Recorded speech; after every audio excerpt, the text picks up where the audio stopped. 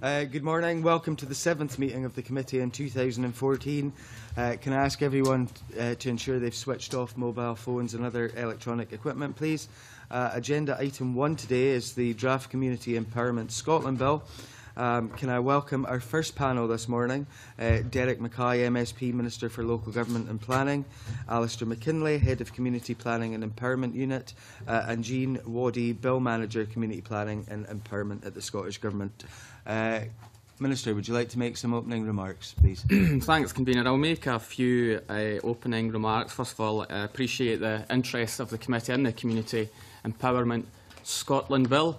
A variation in the name from a Community Empowerment and Renewal Bill, because nobody could pronounce it properly. Everyone wanted to talk about renewables specifically as opposed to community empowerment. The bill's evolved from an exploratory consultation which has moved forward. We've engaged in extensive consultation which are under independent analysis at the moment. We'll publish those results in due course. Leading towards introduction of a bill, hopefully at stage 1 around June of this year. The driving force behind the bill is the view that we can unlock much of Scotland's potential through community empowerment, and we believe that the bill and the various components within it can make a difference in doing that. Some specifics from the bill will include making it easier for communities to take on public sector assets, make better use of them, give communities a right to be listened to when they have proposals to improve services in their area, improve community planning by putting it on a statutory footing and providing clear duties for all partners within community planning and a range of other measures. I should say as well, Convener, that this legislative route is just one way we can deliver community empowerment. There will be other strands of work that will be undertaking at the same time, such as a reconfiguration of some funding for the third sector and the community groups as well, and better guidance around engagement and consultation, which may not require new legislation, but will certainly help in the whole agenda that the committee has been looking at. And I've read with great interest your report on regeneration as well, which very much focuses on community-led regeneration. Hopefully this will give further tools to do the job in that respect. Thank you, Convener. Thank you, Minister. You said that you kind of legislate for everything, and I quite often say that you kind of legislate for common sense. As we have been round the country in recent times, we found some community groups who are enthusiastic to take on responsibilities for assets, and yet there seems to be quite a lot of barriers put in the way by public bodies. Do you feel that this bill will help these folks who have that enthusiasm to take on responsibility and get things moving in that regard? Yes, I do, Convener. I think that the experience across the country is far too variable, and we can have greater consistency if there's the legislation that outlines what should happen when there's a request to transfer an asset. But I think we should also create a culture of expectation around community empowerment. Legislation won't fix everything, but if we create that culture that it's the right thing to do, where if a group has a proper business case, well-informed, outcome-focused, then I think the presumption, the balance of power should be towards that community group having access to that resource. Incidentally, this isn't just for empty properties, this can be for underused properties as well. And so I think it will set that appropriate culture. I mean, much of it happens at the moment already. There's good practice of asset transfer at the moment, but some of the barriers that I'm sure you would identify, Convener, might include accountancy rules, might include bureaucratic barriers, or a perception around capacity of the third sector to deliver. So I think there's a range of things, a range of barriers and impediments to transfer in the past, and hopefully the bill will help address that.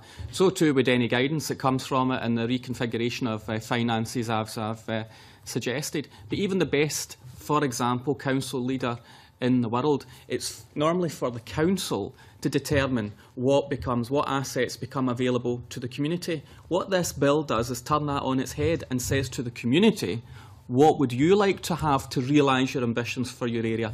And that's the step change that I think the bill could deliver, rather than the community waiting to be offered that which might be disposed of by the public sector authority. No, this is about the community having the right to challenge and to say, we could do a better job with that asset, and I think that's really powerful.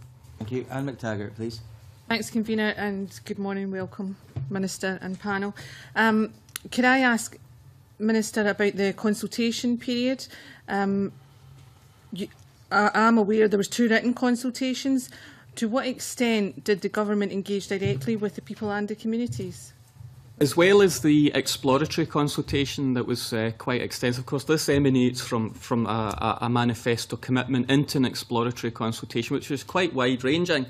And I said as Minister at the time, we're taking some risks by posing questions around things we might not do, but it was worth probing it rather than ruling it out then, such as legislating for mandatory participatory budgeting. It feels that legislation is not the right thing to do there.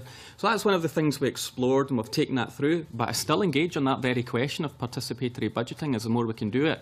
And that in part answers your question around there's been the formal consultation, the exploratory consultation, the consultation on the contents of the bill, the areas we're still exploring, and as well as this very formal parliamentary and government procedure, I've still been engaging with individual groups.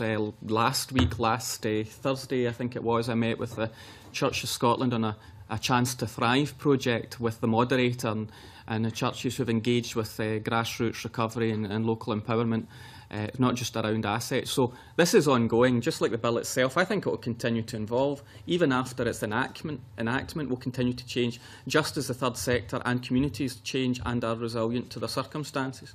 So that's a pretty long-winded way of saying there's been extensive consultation and it continues. Thank you, Minister. Could I also ask, Convener, the reconfiguration of finance streams, could you say a wee bit more about that, about when you intend to divulge some of that information? As you had said earlier, some of the communities are kind of relaxed on asking what it is they really do want to do, simply because the finance that's there just now, that's the current arrangement. Is this on your work plan soon? Well, it absolutely is, and it'll be something I'll engage more closely with other ministers as well, because part of the issue here, community empowerment and regeneration cuts across so many different ministerial portfolios. But if you are the community group, I don't think you're too fussed on the whole which fund your money comes from to support your project, but it should be made more simplified, straightforward and more sustainable. So if I was to tell you that, for example, when it comes to individual community groups, there are at least 28 funds that I'm aware of within government circles, with some of our partners, Big Lottery as well, I can see scope for bringing much of this together, not just into the one interface, but by ensuring that we simplify the whole process and rather make people jump through so many different bureaucratic hoops. Good governance, accountability, of course, is required and is necessary, but I'm convinced we can do so much better in streamlining the resources so that we can get a bigger bang for our buck and make it easier for existing and emerging community groups to access the immense resources that are already there. Just as we de-ring-fence resources for local government, I think we can do not the exact same, but something similar around the third sector as well. So hopefully that means more longer-term funding, more sustainable funding and simplified funding, so people are putting their energy into delivering great projects rather than running a bureaucratic machine to serve this process. Thank you. Thanks, Minister. John Wilson, please. Thank you, Convener. Good morning, Minister. Can I make a declaration, Convener? As the chair of a community organisation which just took over the lease of a local council facility on Monday morning, then I'm very much interested in the community asset transfer issue. Now, the issue within the draft bill that I'm concerned about is you continue to refer to land or parts of land being transferred as community assets. Many of the community organisations, and particularly the one that I'm the chair of, we're interested in the buildings that were currently in ownership by the council to transfer those buildings. I'm assuming that the draft bill will be amended to include property as well, rather than just land.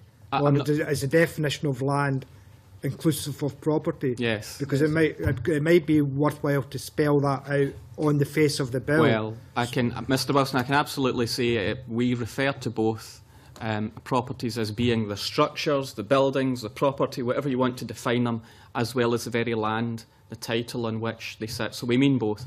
But I recognise what we'll have to do in this bill actually is make it more user-friendly. The lawyers can have their fun. The lawyers can do their business and their job that we pay them to do, to write watertight legislation. But we'll also have a guide that the rest of us can understand so that when we actually take it to communities, they know what we mean.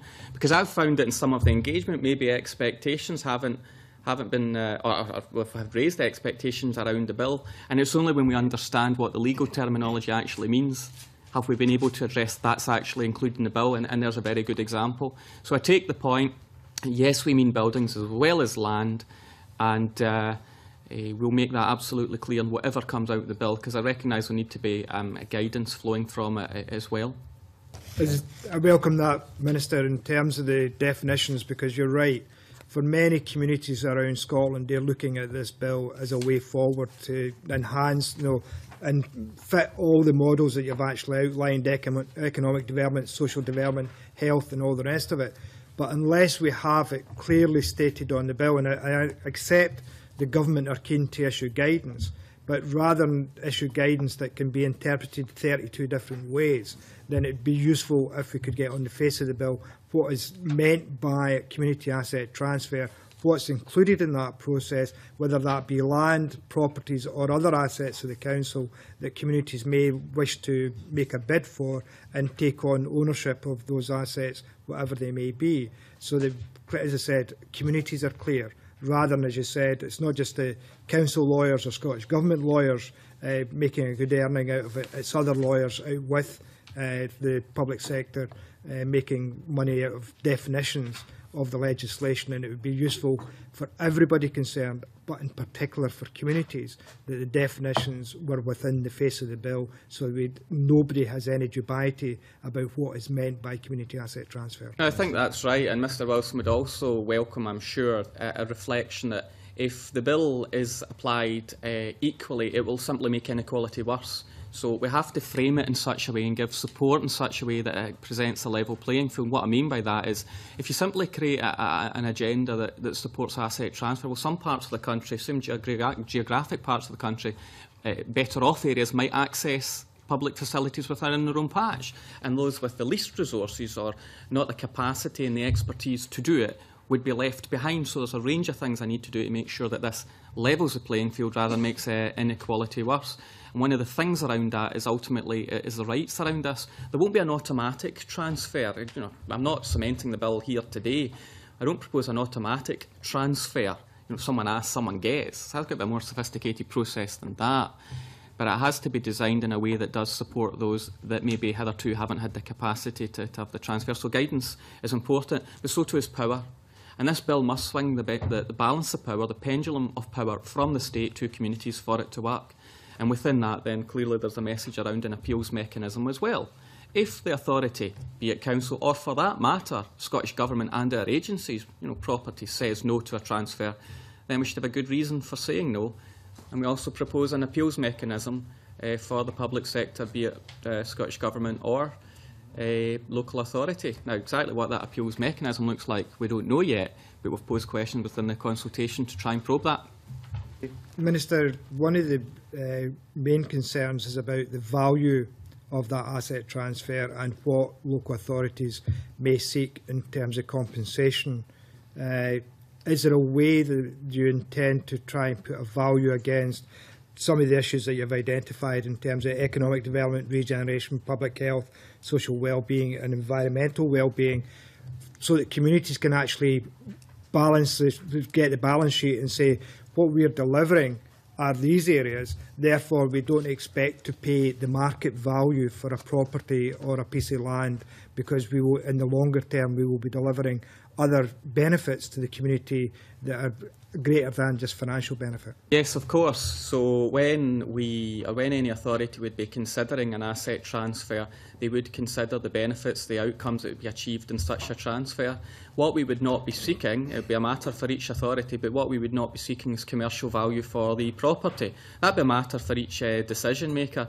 But if we've got an asset that, for example, is being underused or not used at all, a community group wants to run it, it'd be preposterous to demand on every occasion that full commercial value is being paid. So it'll be down to the merit, circumstances of the case, but we will, in the process of this work, be rewriting the sections within the public sector finance manual to make it consistent and clear across the country that we will be transparent and accountable for public assets, but where this transfer is happening, remember it's happening to community non-for-profit organisations or social enterprises, whatever they happen to be, then commercial value is not required.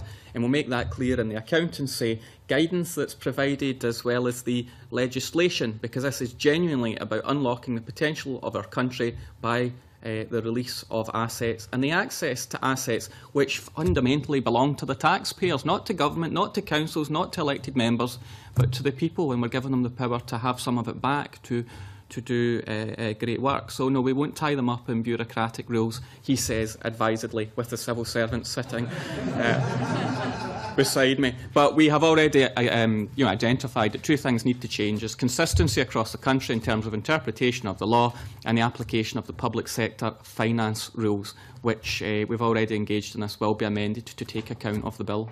I thank the Minister, particularly the passion in which he's answered the questions. Okay, Mark MacDonald, please.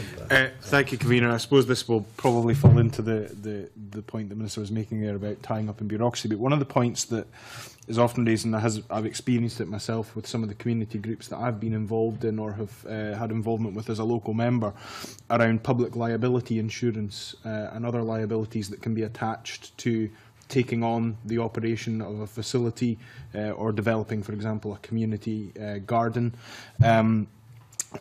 Obviously, at the moment, if an organisation or a group leases from a local authority, they are able to be captured by that own local authority's public liability insurance and don't have to then take it out on themselves and place a burden on the members of that group.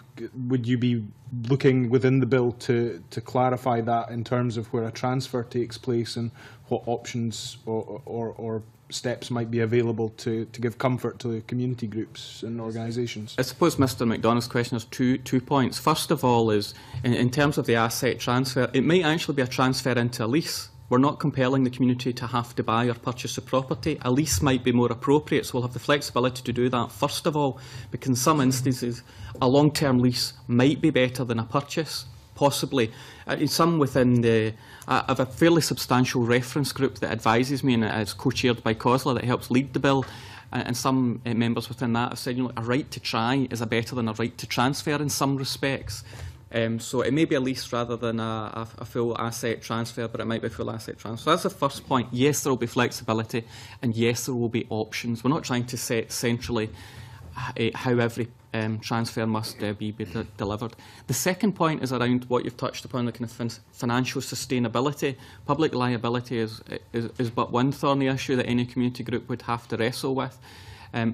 That's more to do with support, capacity and funding streams, which I touched upon earlier, to say that we need to streamline the funding streams and to do better. Some funds are better than others. It may surprise you to know that some funding streams were under-committed. Now, in this financial climate, that would surprise anyone. Others are oversubscribed. So I think if we get the funding streams right, then that will give more support. I'll give you an asset on community transfers and community ownership. DTAS, Development Trust Association Scotland, we were able to assist them in expanding the community ownership service at this time because asset transfers continue to happen, to give that frontline grassroots support to those that are transferring right now. Clearly, as this agenda continues, and hopefully success being more transfers, I think there will have to be more provision excuse me, to support groups in some of those issues, such as public liability insurance. Now, we're not saying we're taking ownership of that issue. We're not saying we're taking responsibility for that issue, but I'm sure we can make it somewhat easier if we get the legislation right, the options are flexible, and funding capacity and sustainability support is there as well. There's maybe a point I can come back to with our panel witnesses that are coming later from a local authority perspective. In terms of the consultation itself, in terms of the responses that were received, what was the... I'm not looking for exact figures, but in terms of local community groups, organisations, social enterprises, third sector versus public bodies themselves responding, how did that measure up? I'm delighted to say that there was broad support for the thrust of the bill and most of the proposals within it. I don't have the detailed breakdown, as you'll appreciate, as yet. They're still going through the external consultations, so I've got some headline messages at the moment. There's no great disagreement around what we're proposing. OK, the issue of land reform is slightly more controversial, I suppose, in some of the elements of that. But in terms of the rest, there's agreement around the broad direction of travel and enthusiasm. Some representatives of the public sector would say, you know, slow down a bit, we're already doing great work, we don't need to go much further, and we're not so sure about an appeals mechanism, they may say.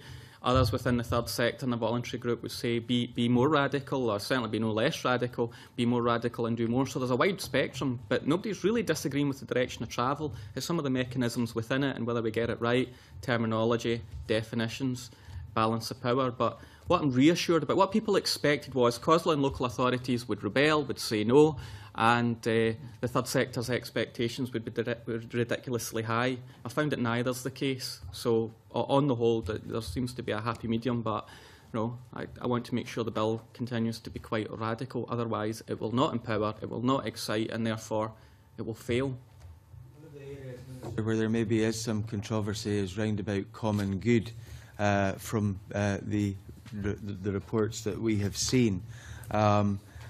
Having been involved in local government for a long time in a city with quite a substantial common good account, how do we get over some of the controversies that are inevitable in terms of any transfer of common good land or property?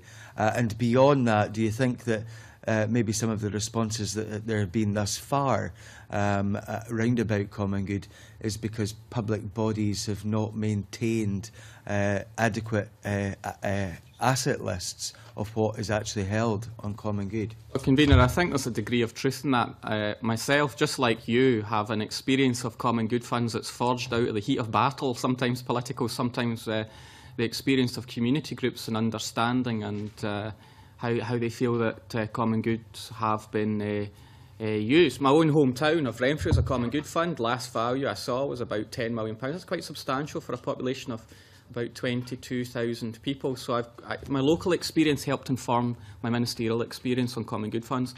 Now, some within the bureaucratic world would say just do away with them. They're anarchic. They date back from local government reorganisation. They serve no purpose. I take a different view.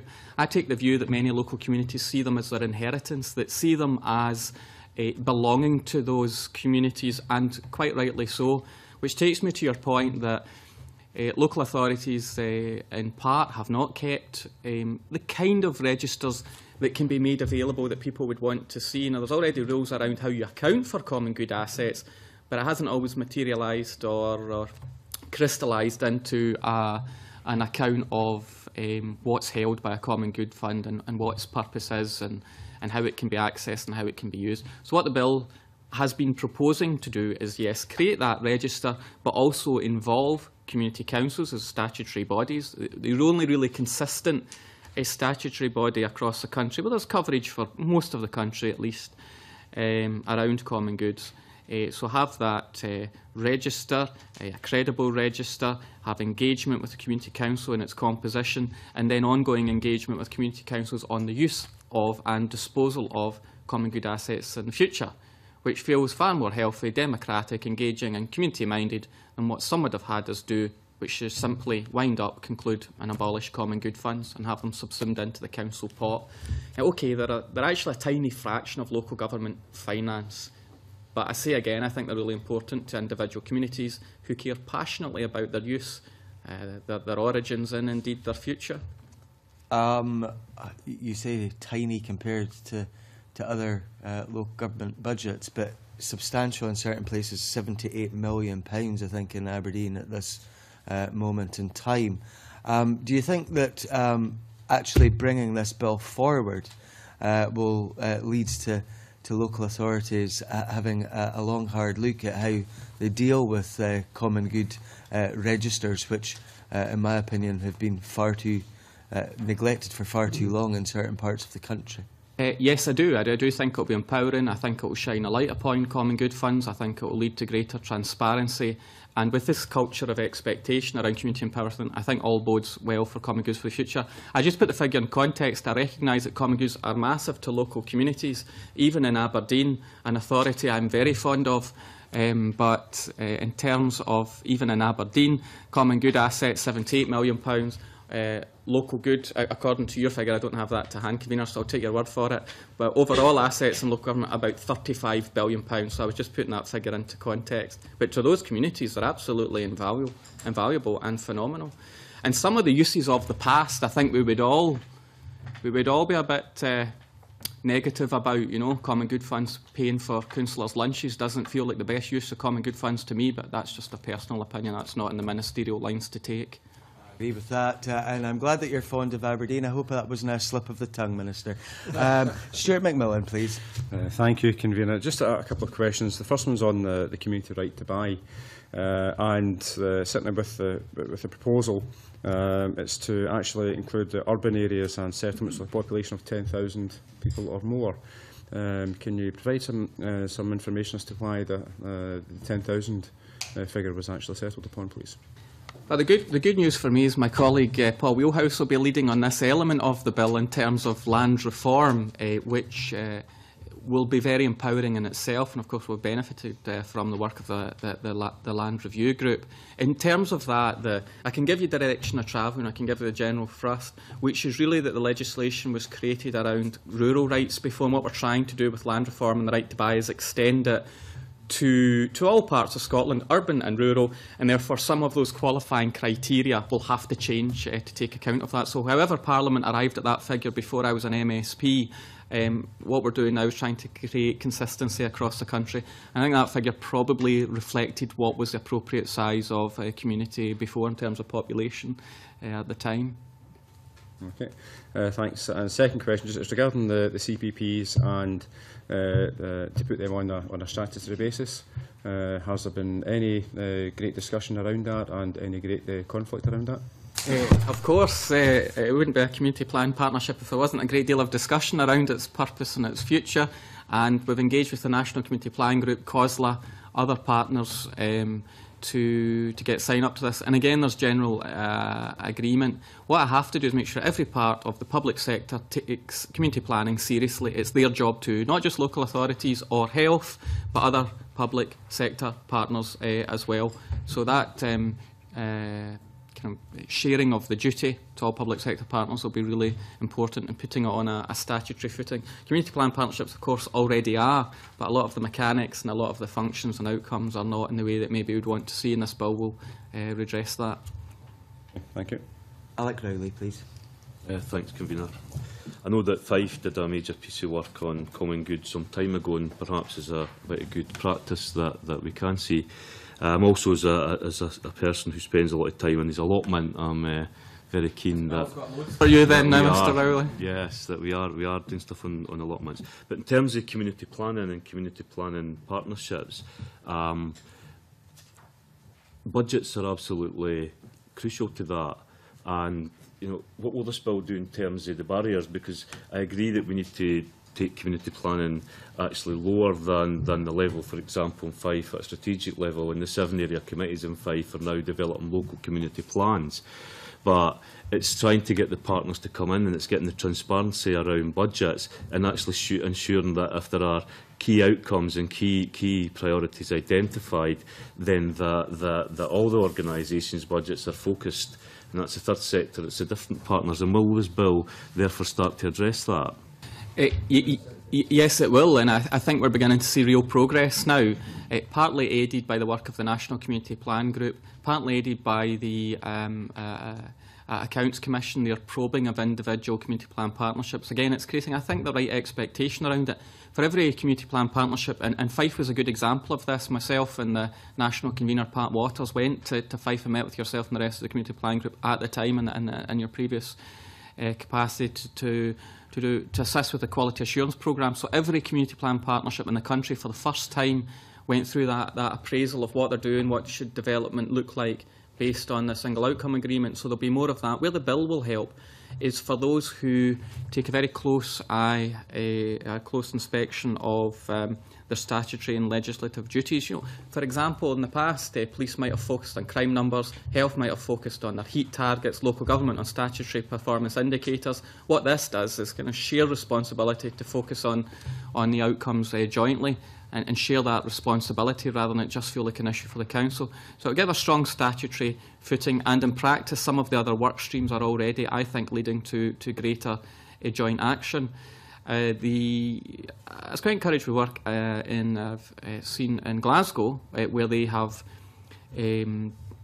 seem to be progressing our work around joint resourcing, because you mentioned resources. If each part of the public sector just plans what it's going to do in isolation, I don't think we'll get the effective change that we need. It's only by pooling resources. That's not a bureaucratic accountancy exercise.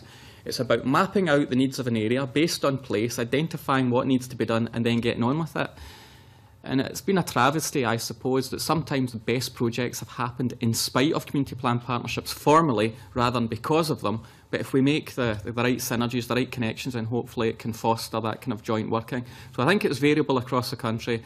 There's great projects, but we want to upscale it and mainstream it. And I think the bill will help lay the foundations to do that in terms of the kind of legal expectations, shared responsibility, and the ongoing work of the National Community Plan Group and the Quality Assurance Programme will help on the ground, not when this bill's enacted, but from now, from when it's already started. So I hope that reassures you. In terms of actual cash, actual resources, I think we need to be a bit more creative as well. And where I was impressed with what I heard from Glasgow is that the Health Board, particularly with the councils, working together on that place-based approach on 3 strategic themes. And they're mapping out what's required, what the public sector will do together with the third sector and getting on with it. What they're less fussed about, although they've got governance arrangements, but they're no longer as fussed about, for example, commercial value, transfer, transactions and all the rest of it. Whose asset is it? It's more what's the outcome we're trying to achieve. And that kind of work is very reassuring around what Mr Swinney said in terms of joint resourcing and focusing on outcomes. So we're seeing progress on the ground now on community planning that I know the committee will take a great interest in, having worked so closely with community plan objectives in the past. What the bill does is strengthen that and embed that, I believe. And if we accept the principle of decentralisation and decisions being made at the most appropriate level, how do we then start to engage, and what does this bill do to engage local communities and give them a greater say and a greater accountability call on the community planning partners? I'm convinced that we will be able to produce better results if we create that culture of empowerment locally. And that means for the third sector being able to co-produce, collaborate, whatever we want to call it, cooperate to produce better services. So I think the bill does some of that. And again, I would refer to the work of the National Community Plan Group that's commissioning a piece of work around the third sector with Scottish Government and COSLA to see what mechanisms actually work in designing services locally that can deliver for the third sector. So that work's already going on. What the bill does, the bill isn't prescriptive on what a community plan partnership should do, but it is prescriptive that everyone should play their part. So it does allow for that local decentralised model, that local empowerment, but setting some leadership. I have to say on this point of local's always best, well, it is, but there are some things we will need national standards on and national consistency on, and that takes us back to the very problem around asset transfers. If we let everybody do their own thing, some areas will be left behind, and that just won't be good enough. So within the parameters of local empowerment, local decision-making and local solutions, there are certain national standards and national expectations that I think we would want to meet, hence the bill and the purpose of the Parliament. But it is about unlocking potential, removing barriers rather than being too prescriptive around what should be done. Getting that balance, isn't it? Well, if everything is a balance, and, even the most radical would say, give a guaranteed right for a community transfer to a community organisation. But what if that community organisation couldn't do as good a job as the next one? So everything is about balance and weighing up what's best in terms of outcomes. I was waiting for you both to wax lyrically about the 1892 Allotments Act there for a second. Cameron Buchanan, please. Thank you, Convener. I just wanted, I'm a little uneasy about this compulsory right to buy for communities and the circumstances. I wonder if you could sort of expand on that, this compulsory right to buy. And also, if this 10,000, population of 10,000 more is an arbitrary figure and could be changed in the consultation. The compulsory right to buy, of course, is going on at the same time as the Scottish Government's concluding the housing right to buy. So we mean two different things in terms of right to buy, in terms of housing, and then the community right to buy in terms of land reform. Now, to have compulsion, I mean, we've got compulsory purchase orders where there's a specific purpose and outcome. There's a whole legislative process for that.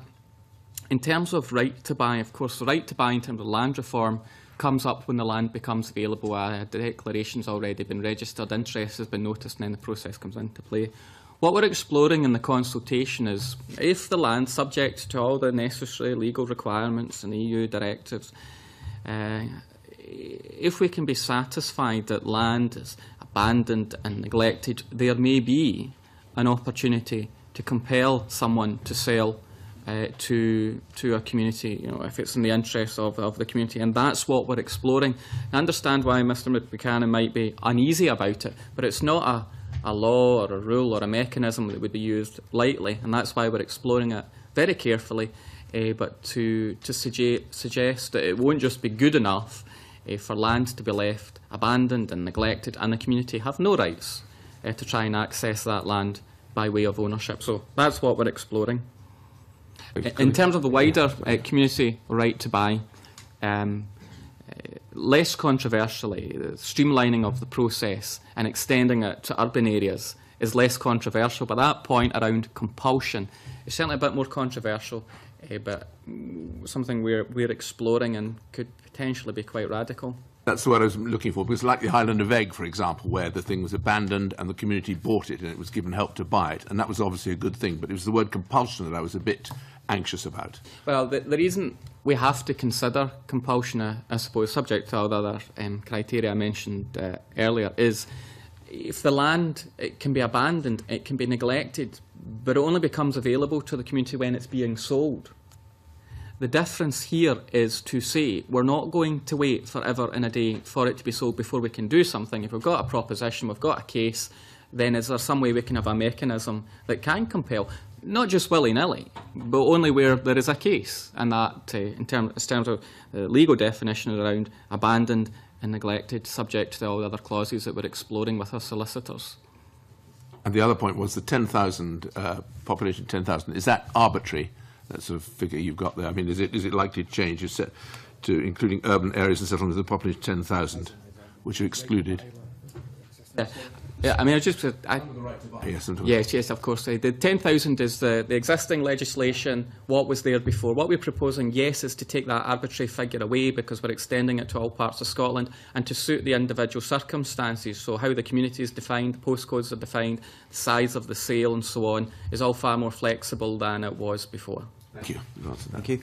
Minister, obviously the committee has done a lot of work of late on public service reform, regeneration.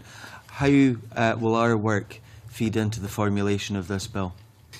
I think the bill's been assisted with this work because the four pillars of Christie around prevention, integration, people or workforce and then improvement is absolutely what this is about. I suppose principally prevention. And people, because if people have the tools to do the job, they can help set their own destiny, can create community projects that deliver for them. I think that's very empowering, and that very much fits within the preventative agenda and the people agenda. So I think it's absolutely in tune with the Christie Commission, their recommendations about empowerment and, I suppose, decentralisation. It's taken some of the bureaucracy away to try and create that agenda. And our recommendations from Public Service Reform Inquiry and our Regeneration Inquiry, obviously you'll take those into account too? Well, yes, I concur with much of them. There's, I suppose, one omission in terms of your view on the accountability of community plan partnerships. I know you suggested possibly engaging MSPs and community plan partnerships. I'm not sure that went down particularly well with community plan partnerships or with other partners. I'm just showing off that I read your report, Convener. But I do think there's an issue here about the accountability of community plan partnerships. They're accountable to the people and they're accountable to each part. They're accountable to democratically elected local authorities and to health boards. There's governance arrangements in there, inspected by accounts commission and so on. But I do think you have a point, Convener, that I don't think I've yet completely addressed around holding community plan partnerships to account externally, and maybe that requires further work. Other than that, I think the rest of what you've said features and is assisted by the bill. Thank you very much for your time today, Minister. I suspend for a couple of minutes for a change of witnesses.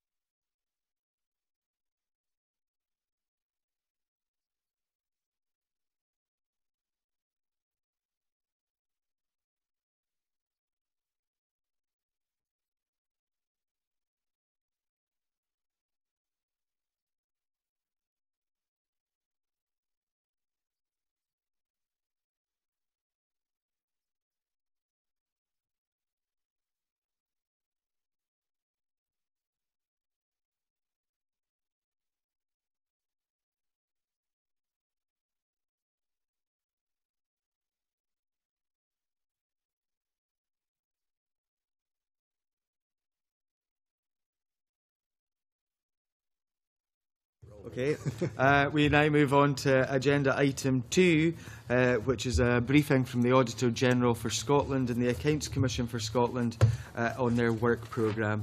I'd like to welcome our panel this morning: Caroline Gardner, the Auditor General for Scotland; Douglas Sinclair, Chair of the Accounts Commission for Scotland; and Fraser McKinlay, Controller of Audit and Director of Performance Audit and Best Value at Audit Scotland.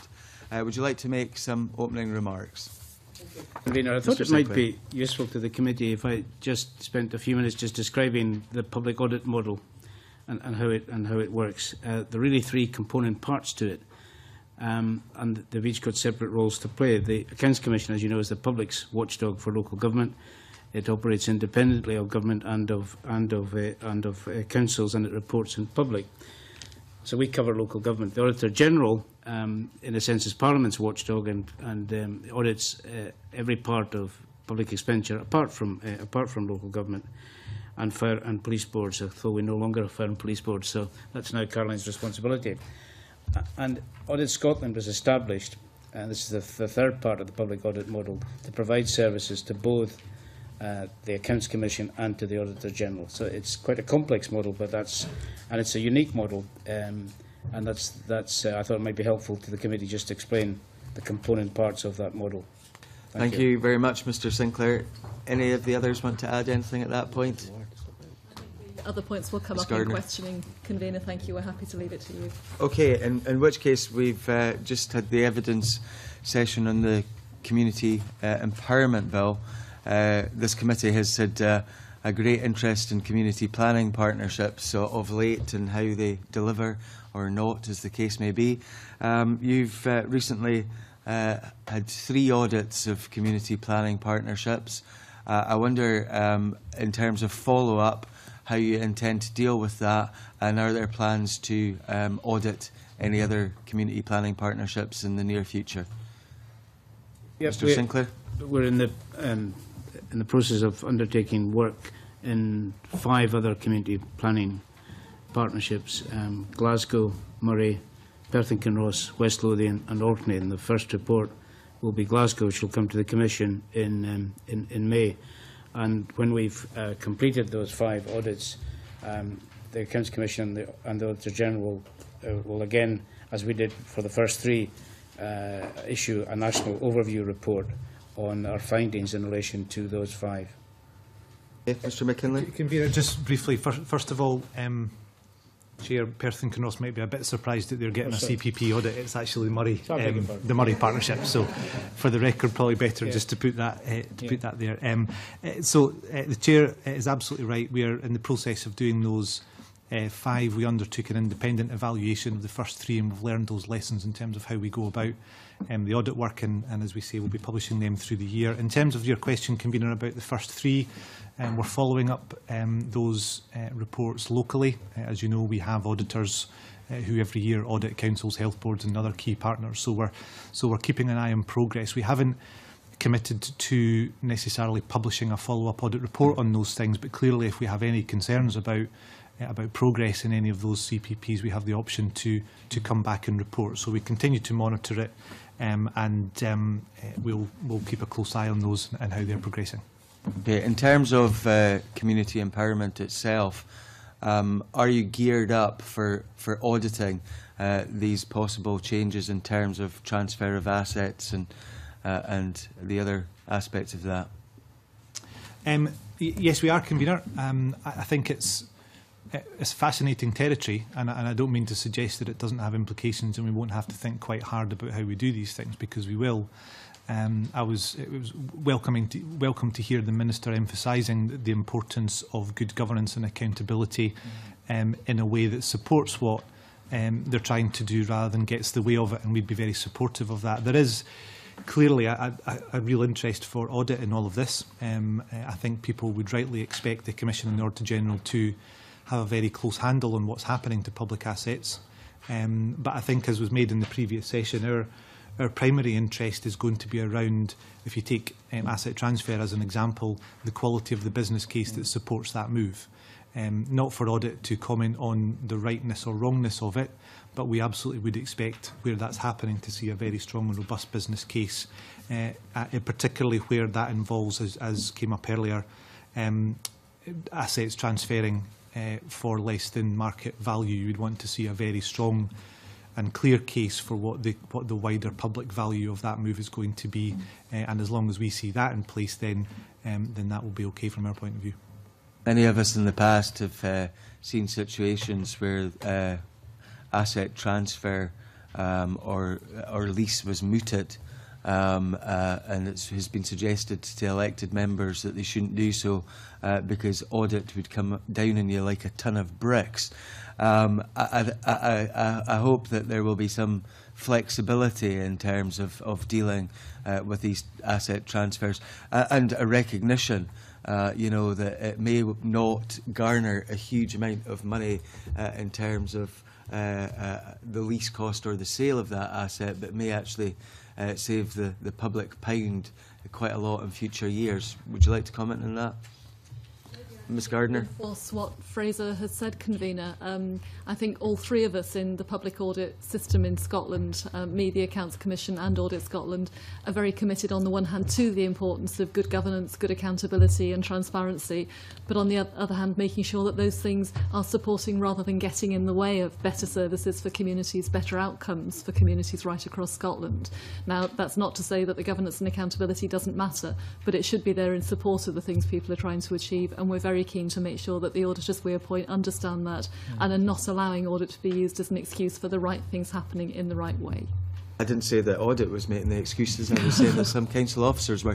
Mr McMillan, you've got a wee supplementary there. Yes, thank you. Thank you, Convener. Just certainly following on from that point and comments that the Minister made in the previous session. Obviously, in terms of the transfer of assets, the Minister did stipulate that it doesn't necessarily mean to be that an asset can be sold. There could be kind of a better leasing arrangement. Now, if there is going to be kind of improved leasing arrangements, will yourselves still have a fully we still play a full role in the auditing and all of these particular arrangements, or would you suspect that that your roles might be just maybe a wee bit different, or maybe a bit more withdrawn? Who's going to take that on, Mr. McKinlay? Yep, happy to. In a sense, I think the same answer applies, Mr. McMillan. Regardless almost of what the model is in terms of the transfer, we'd want to make sure that the process and governance and setting that up in the business case is right, that the authorities, whichever public body it is that had the asset that's transferring the asset, if you like, knows how they're going to monitor that, for example, and this came up in the previous session, that the community group or groups that's taking on the asset are equipped to do so. There's a very big capacity building agenda as part of this to make sure that people taking it on can actually run it, whether they own it or whether it's leased. So I think our interest, as you say, will be in the arrangements for all of that and making sure that it's all in place and as we would expect. I think as the bill progresses, we'll certainly need to think about how we make clear the Accounts Commission, the Auditor General's expectations around some of these things, because I think that would certainly help, because we are moving into new territory, and also recognising that there is risk attached to some of this stuff, and we need to, as the Auditor General said, handle that sensitively. Thank you. Okay, thank you. Just a general question in terms of the reports themselves. I think the most recent one which I read was South Ayrshire. A best value report, yeah. How much attention do you think folk pay to these reports from out with the body that has been audited? Common sense tells me that it would be wise for folks to keep on top of things by looking at what's going on elsewhere, but that often doesn't seem to be the case, and we see the same thing cropping up in reports all of the time.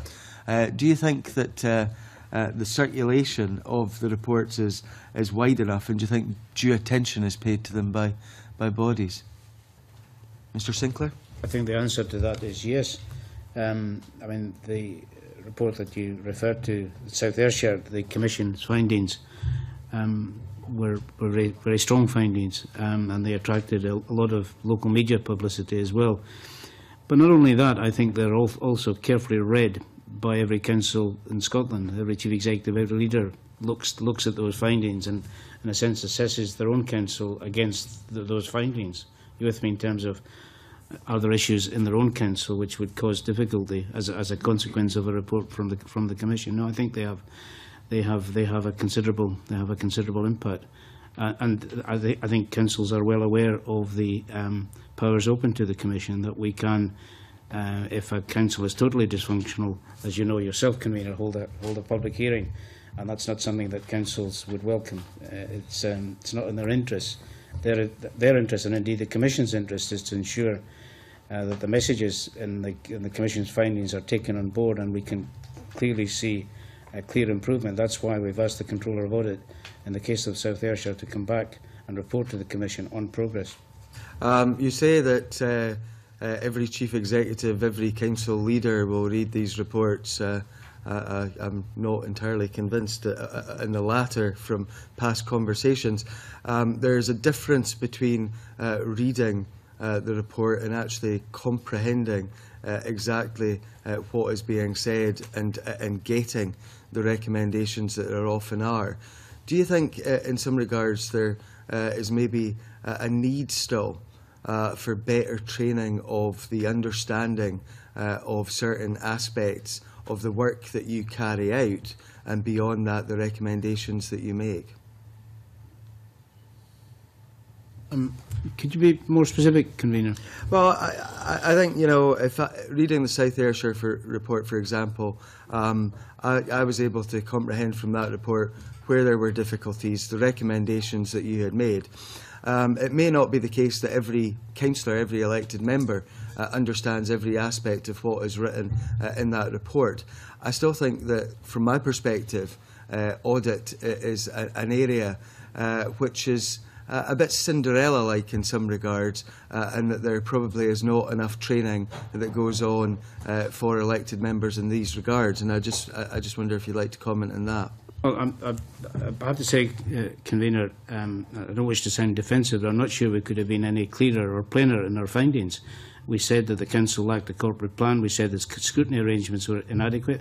We said there was a lack of clarity about the roles between the leader and the chief executive.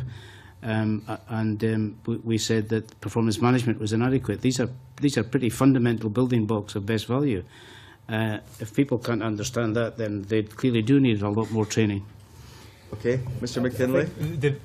I think what we would absolutely recognise, Convener, is not necessarily so much specifically our role as auditors, although that's an important part of the framework, but there is absolutely a continuing need to make sure that councillors understand their role in scrutinising performance and challenging performance, and our auditors who audit councils are often involved in, for example, briefing audit committees on their role, helping them understand the role of external audit as opposed to the role of internal audit. So all of that work happens locally. It's a routine part, for example, of where if there's been if there's been an election and new members are being brought onto committees, we would routinely do that as part of a kind of briefing and induction process.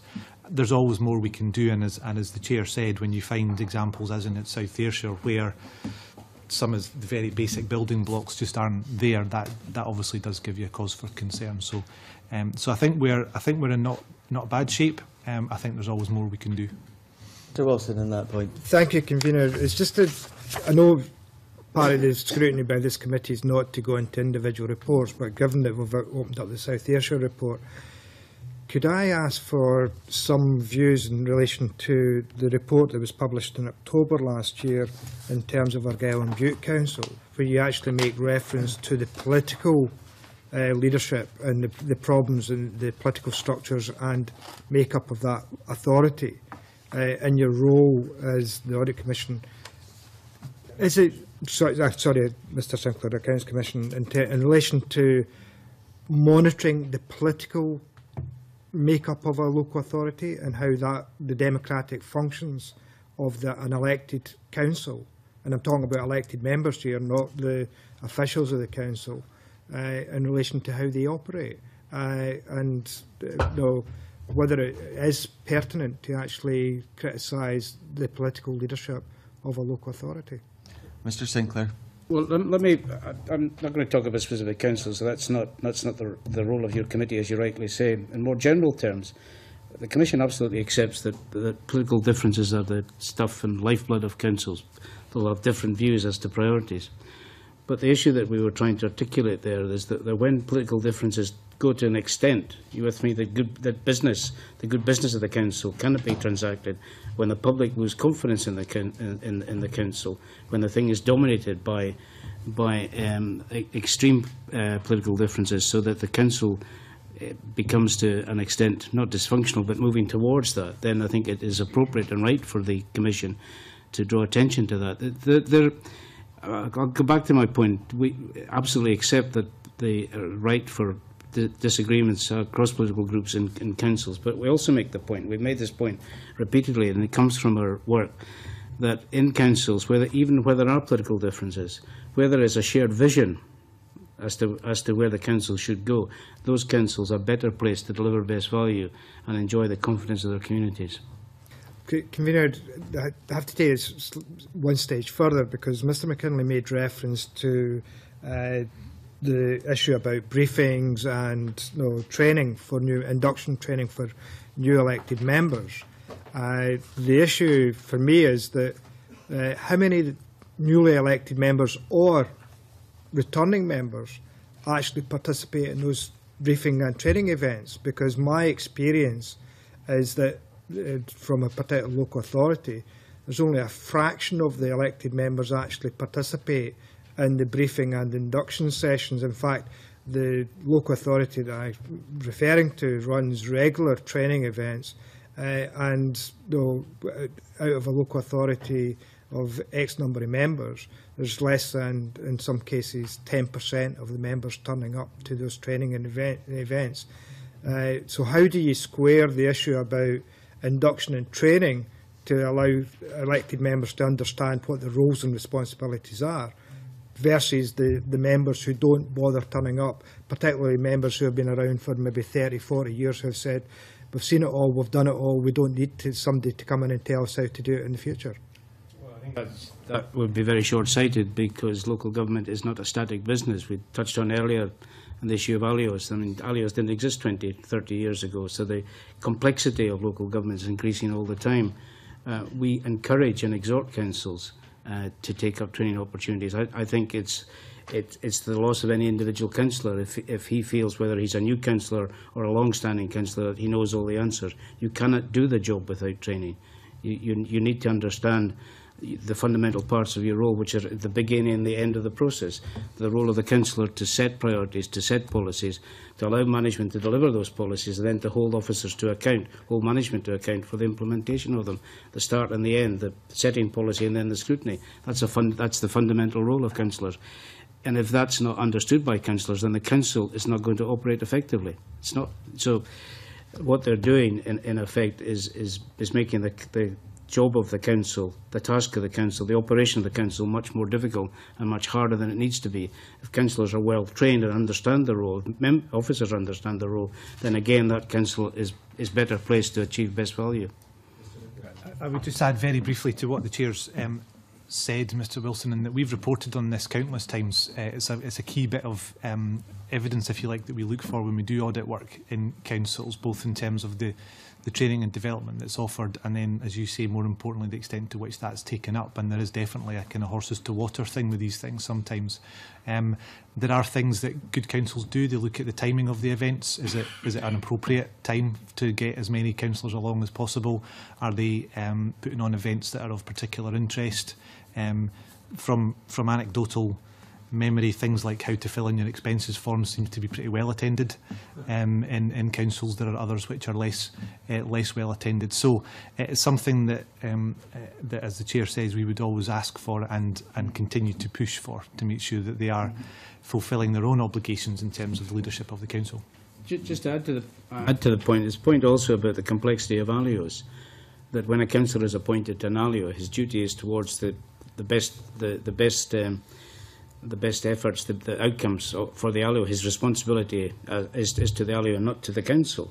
Now, you need training to understand the complexity of that role. You still got, when you go back in the council chamber, you're still a member of the council, but you also have to accept you're playing different roles in different organisations. That's a very complex world now.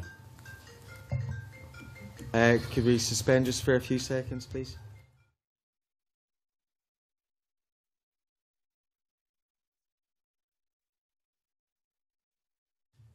Could we please ensure that all mobile phones are switched off in the room? Not only is it an annoyance when they go off, it also interferes with broadcasting. Mr Sinclair, do you want to continue? I think I've made the point. Yeah, thank you. Okay. Mr Wilson. Just to take that point about ALIOs and elected membership of ALIOs. Now, there is an accountability structure in terms of ethical standards in public life that elected members are accountable for. But in relation to, just sort of for clarification, as you've indicated, an elected member of an authority who is then placed on the board of an ALIO, would they, if in pursuance of their directorship of that company that's been established as an ALIO, be accountable to ethical standards in public life for any decisions or actions taken in pursuance or while a member of that ALIO, or would the ethical standards in public life not be applicable to that individual when they were acting as a director of the board of an ALIO? I'm not sure if you can answer that question or not, gentlemen. It's a little bit beyond your sphere, I think, but if you want to attempt it, Mr Sinclair. Well, I mean, if it was a company, he would have obligations under the Companies Act. That's the point. Yeah.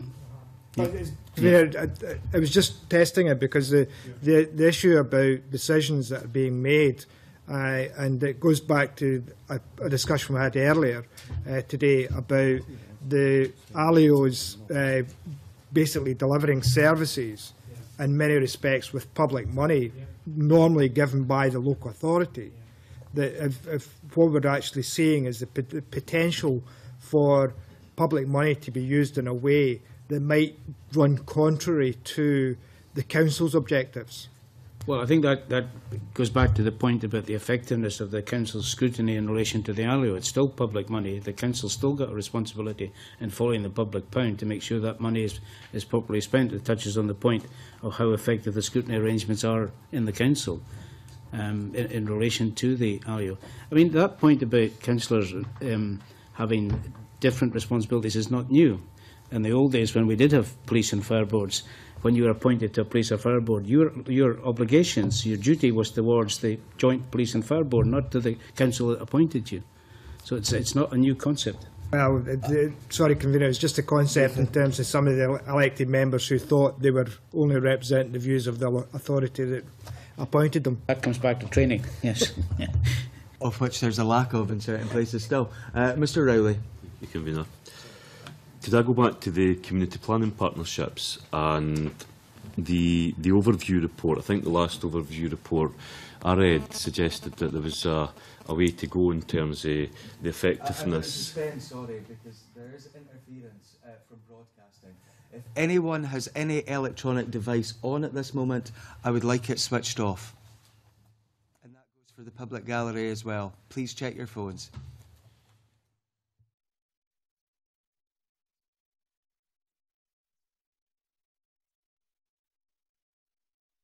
Okay, sorry for that, Mr Rowley, but it does affect broadcasting to a huge degree, and I could hear it there myself.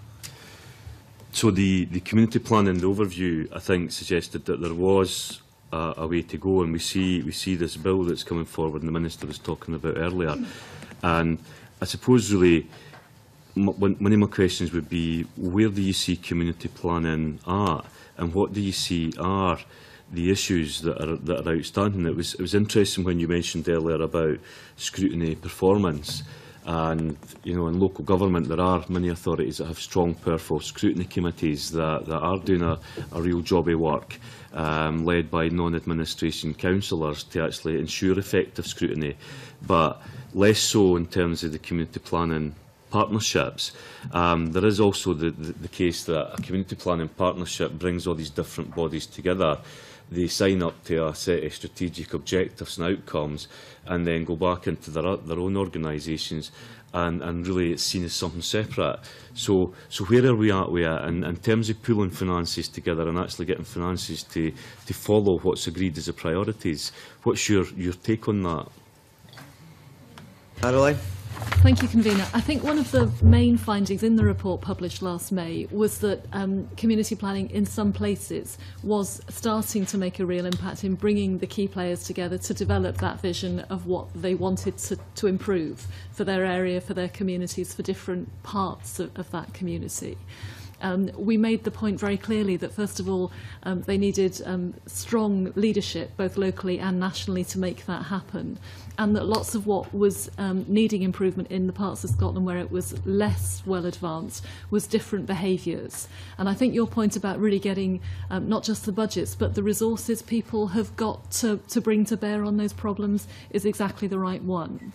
The Minister was talking earlier about participatory budgeting, and the new guidance on community planning partnerships that was published last year talks about meaningful pre-consideration, so bodies sharing information about their budgets before they're agreed. And we think that's important. But we think there's almost a sort of a step before that, which is each of the partners being very clear what they've got in terms of members of staff, of buildings, of other sorts of assets, of services that are available, and really thinking for each of those, if what we're trying to do is to improve the quality of life for older people, what can each of us bring to the table? If it's about early years and giving children the best start in life, what can we bring in there? So it's moving on from having the community plan and the single outcome agreement to really being clear who's going to do what the expected improvement's going to be, and how that will be monitored by the partnership, so that if it's not having the effect that's intended, things can be changed to move it on. That's what we thought was most important at that stage. And what do you do therefore to actually try and make that happen? Because community planning partnerships have been around now for a number of years, and the government, I think at one point, the Finance Secretary at one point said that if necessary he would legislate to make some of these things happen. I mean, because we know that's what should happen, but it's not happening. We said in our submission on the pre-consultation on the bill that we think that the proposals in there should help. What they can't legislate for is behaviours, the behaviours people bring, their real willingness to be transparent about the resources they've got, and the questions about the governance and accountability for the partnership, where people are held to account for doing what they say they'll do or for not engaging in the first place. I think it could do with some more thought. The other point we make in our submission is really about making sure that the way community planning partnerships interact with the new health and social care partnerships, with partnership working under the Early Years and Young People Bill, the different strands of policy, making sure that they're all pulling in the same direction to avoid the risk of people actually signing up to the single outcome agreement, the community plan on paper, but in practice being pulled in slightly different directions. So I think there's more the legislation can do, and then there are some areas just for further development around that governance and accountability at a local level and nationally. Douglas might want to add to that. Can I just echo a point that Caroline made about culture, because the community planning partnership is a very complicated model. One of the points that the government make in their proposals is the idea that the councillors and non-executive members of the health board would form the scrutiny role, the point you're touching on. And yet the role of the councillor and the role of the non-executive health board member are not the same. They're quite different. A councillor is much more the executive than the health board non-executive. Ditto, the chief executive of a health board has much more substantial power than the chief executive of a council. The chief executive of a health board is the accountable officer. So we're putting together people around the table who've got different roles and different expectations, and I think some of that needs to be worked through so that people come to a basis of trust and culture, and good culture, and move on. And the second point, I think we need to be clearer about what it is, where can community planning partnerships add most value. And there's a sense that they're the dustbin for everything. Well, they can't be. There's the health and social care partnerships. So they're not going to do that. Where can they add most value, I think, is a debate and focus and clarity that community planning partnerships need to engage in. The simple question here is, have you detected any change since the guidance was changed? Has it improved? Mr McKinley. I would say we have, Convener, absolutely. I think it's, as we say in the report that the Commission and the Auditor General did last year, there has been recognition that something needs to change. The guidance, the statement of ambition and subsequent bits of guidance that have come out, and people, I think, on the ground are responding to that very positively. But it is really, really tough. The resources bit in particular is going to take, I think, a while for people to get genuinely to grips with. Sir Rowley, do you want to come back briefly?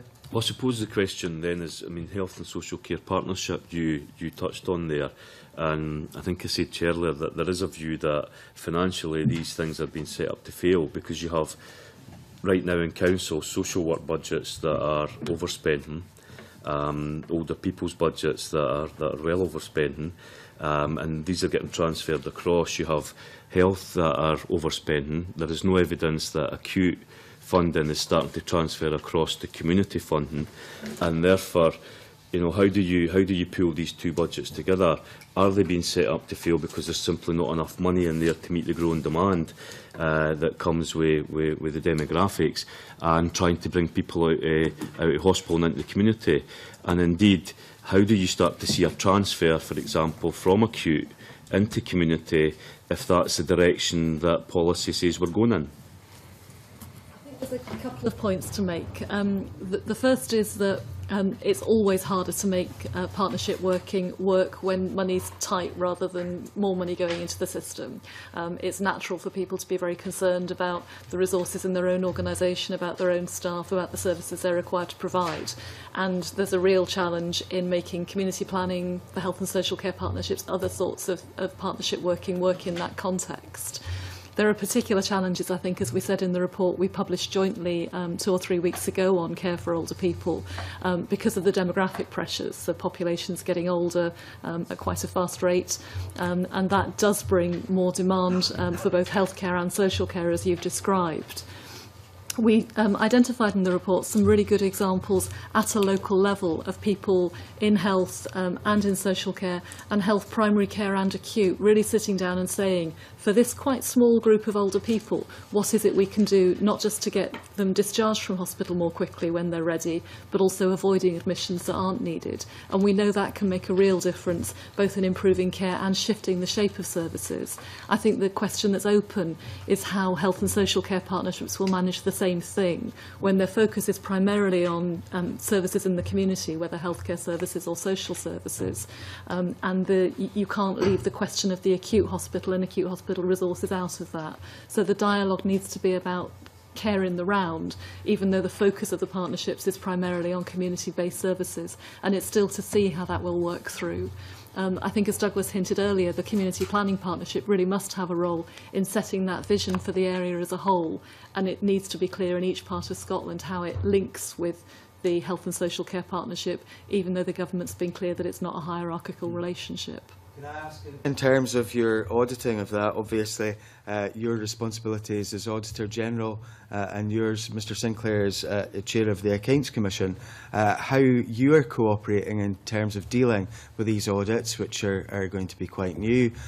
Is there any conflict, or is it all rosy with the pair of you? I think it's fair to say that the work we did on community planning audits, where there's the council and also the other parts of the public sector, which Caroline is responsible for, is a good model that we can take forward in terms of health and social care. Can I just add a point on health and social care partnership? I think it's really important the health and social care partnership start off not by saying we don't have enough money, but how do we get better value from the money we've currently got? How can we redesign jobs and redesign services so we can give a more integrated approach to the clients who need it? Ms Gardner, do you think everything's rosy between yourselves and the Accounts Commission in terms of your joint audit work? We're absolutely committed, Convener, to working very closely together. Douglas said in his opening remarks that this is a unique audit framework across the United Kingdom, and that's true. It means that we can look right across the range of public services together and top to bottom, from Scottish Government resourcing right down to it being spent in a local community or by a local GP. We do that by working together through the good offices of Audit Scotland, and I think we've demonstrated our ability to join up in that way, in the same way that public money needs to join up. It has to be very briefly, Mr Rowley, because I've got others waiting. Pick up on that point that Douglas makes, and a point that was made earlier. One of the reading audit reports, etc., one of the most helpful reports that I've read in the last year or so was the Solus report on benchmarking. Yeah. And looking across Scotland. And I agree with your point absolutely that the health and social care partnerships have got to look at how they're going to, by pulling those organisations together, actually make savings as well as deliver better services and meet growing demand. So it's a massive challenge. But benchmarking, how can you help with that? Very briefly, Mr Sinclair, Mr McKinley. Fraser, Mr Rowley is new to the committee. He doesn't probably know how much work we've done on benchmarking, but very briefly, Mr McKinley. So very briefly, Convener, you'll probably know that the Commission were very keen, indeed were a major driving force behind the Solus Causal Local Government Benchmarking Framework, as it's now known. So we are delighted to see that now up and running and published and increasingly being used. So our role is to first of all ensure that on behalf of the Commission we are satisfied that what they're doing and what they're reporting is fulfilling our statutory duties to allow comparison between councils and over time, and increasingly that councils are actually using that information to improve services.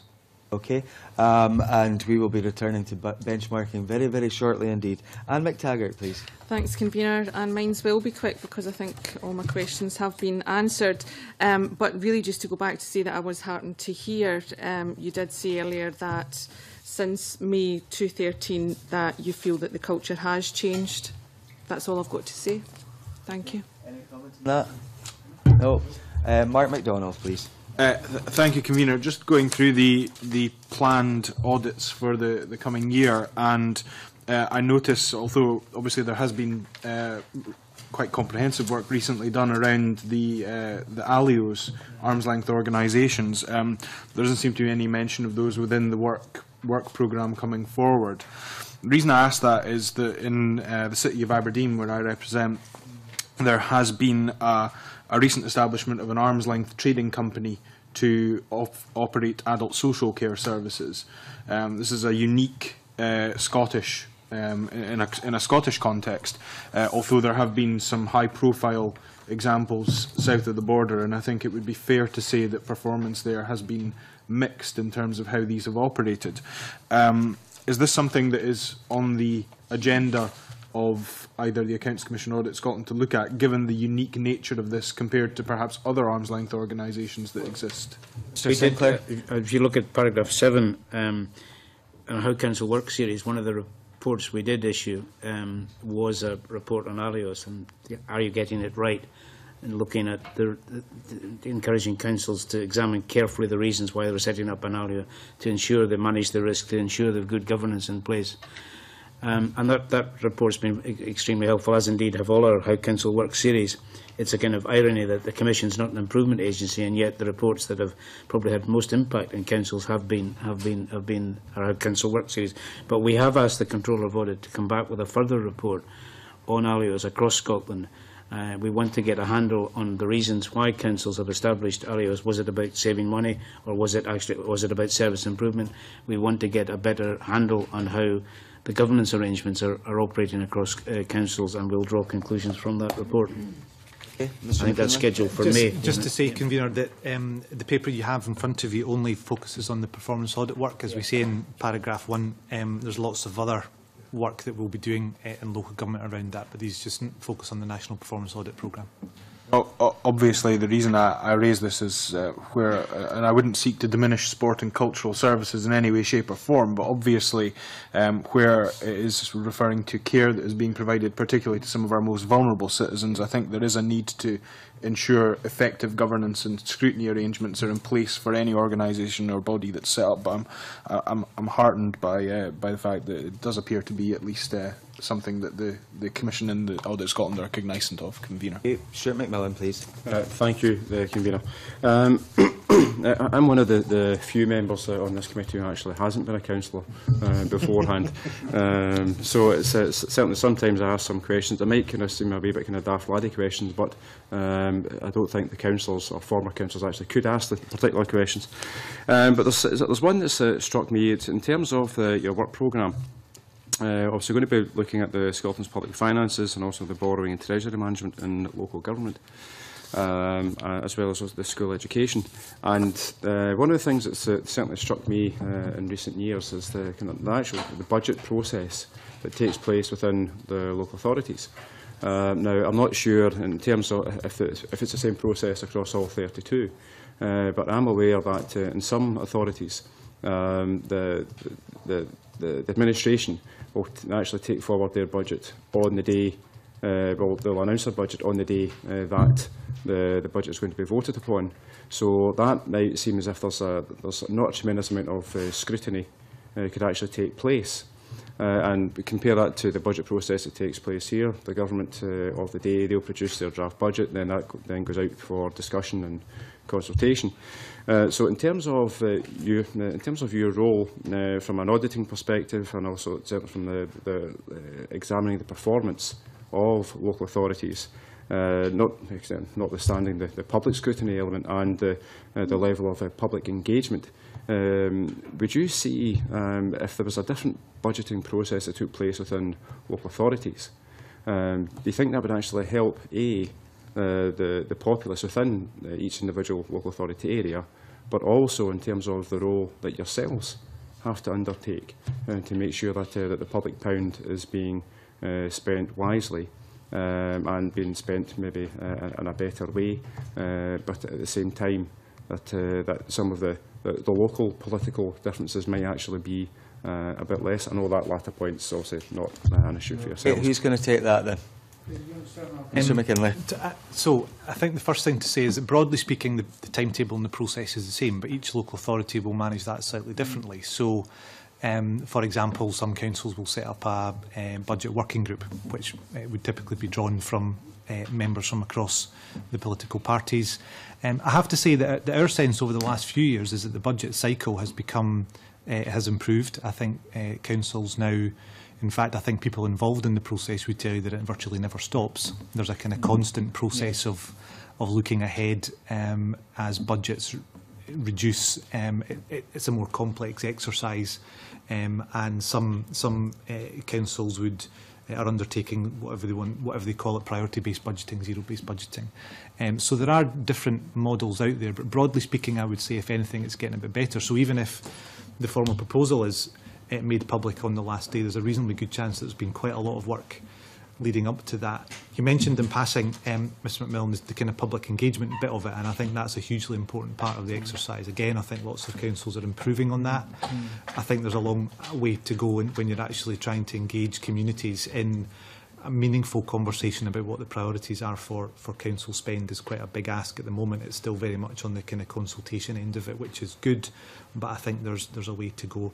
For our part, our interest is obviously in them managing to set a balanced budget, first and foremost, which they all managed to do, and then looking at the process, and importantly the information that councillors have at their disposal when they're making some quite important decisions, particularly around savings gaps. Now increasingly budgets will be identifying how much is required to be saved over X number of years, and the robustness of that data is an important part of our interest as well.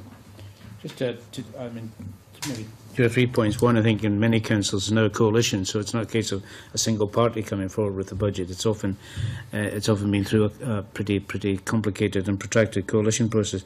Secondly, we will shortly be publishing in our How Councils Work series a paper on option appraisal, and really we're trying to encourage councils to get behind the cuts. That before you make the cut, have you critically examine, is there another way to provide this service?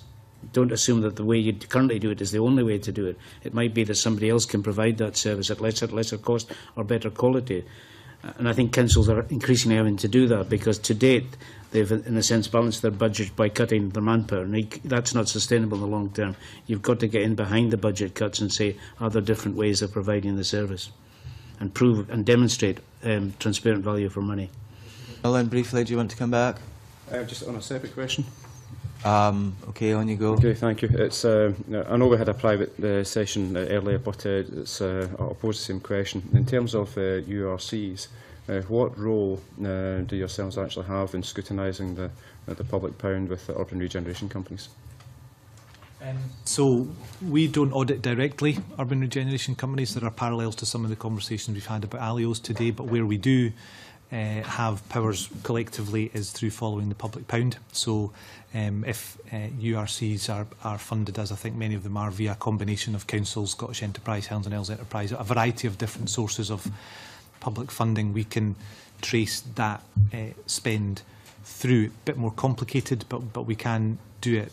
I think the final thing I would say, Convener, is that we continue to keep under review for our future performance audit work. So what you've got in here is in front of you is 2014, but we're already thinking about what 2015-16 might look like. Economic development and the economy is always an important part of our programme development work, and so very happy to specifically feed in the role of URCs into that thinking.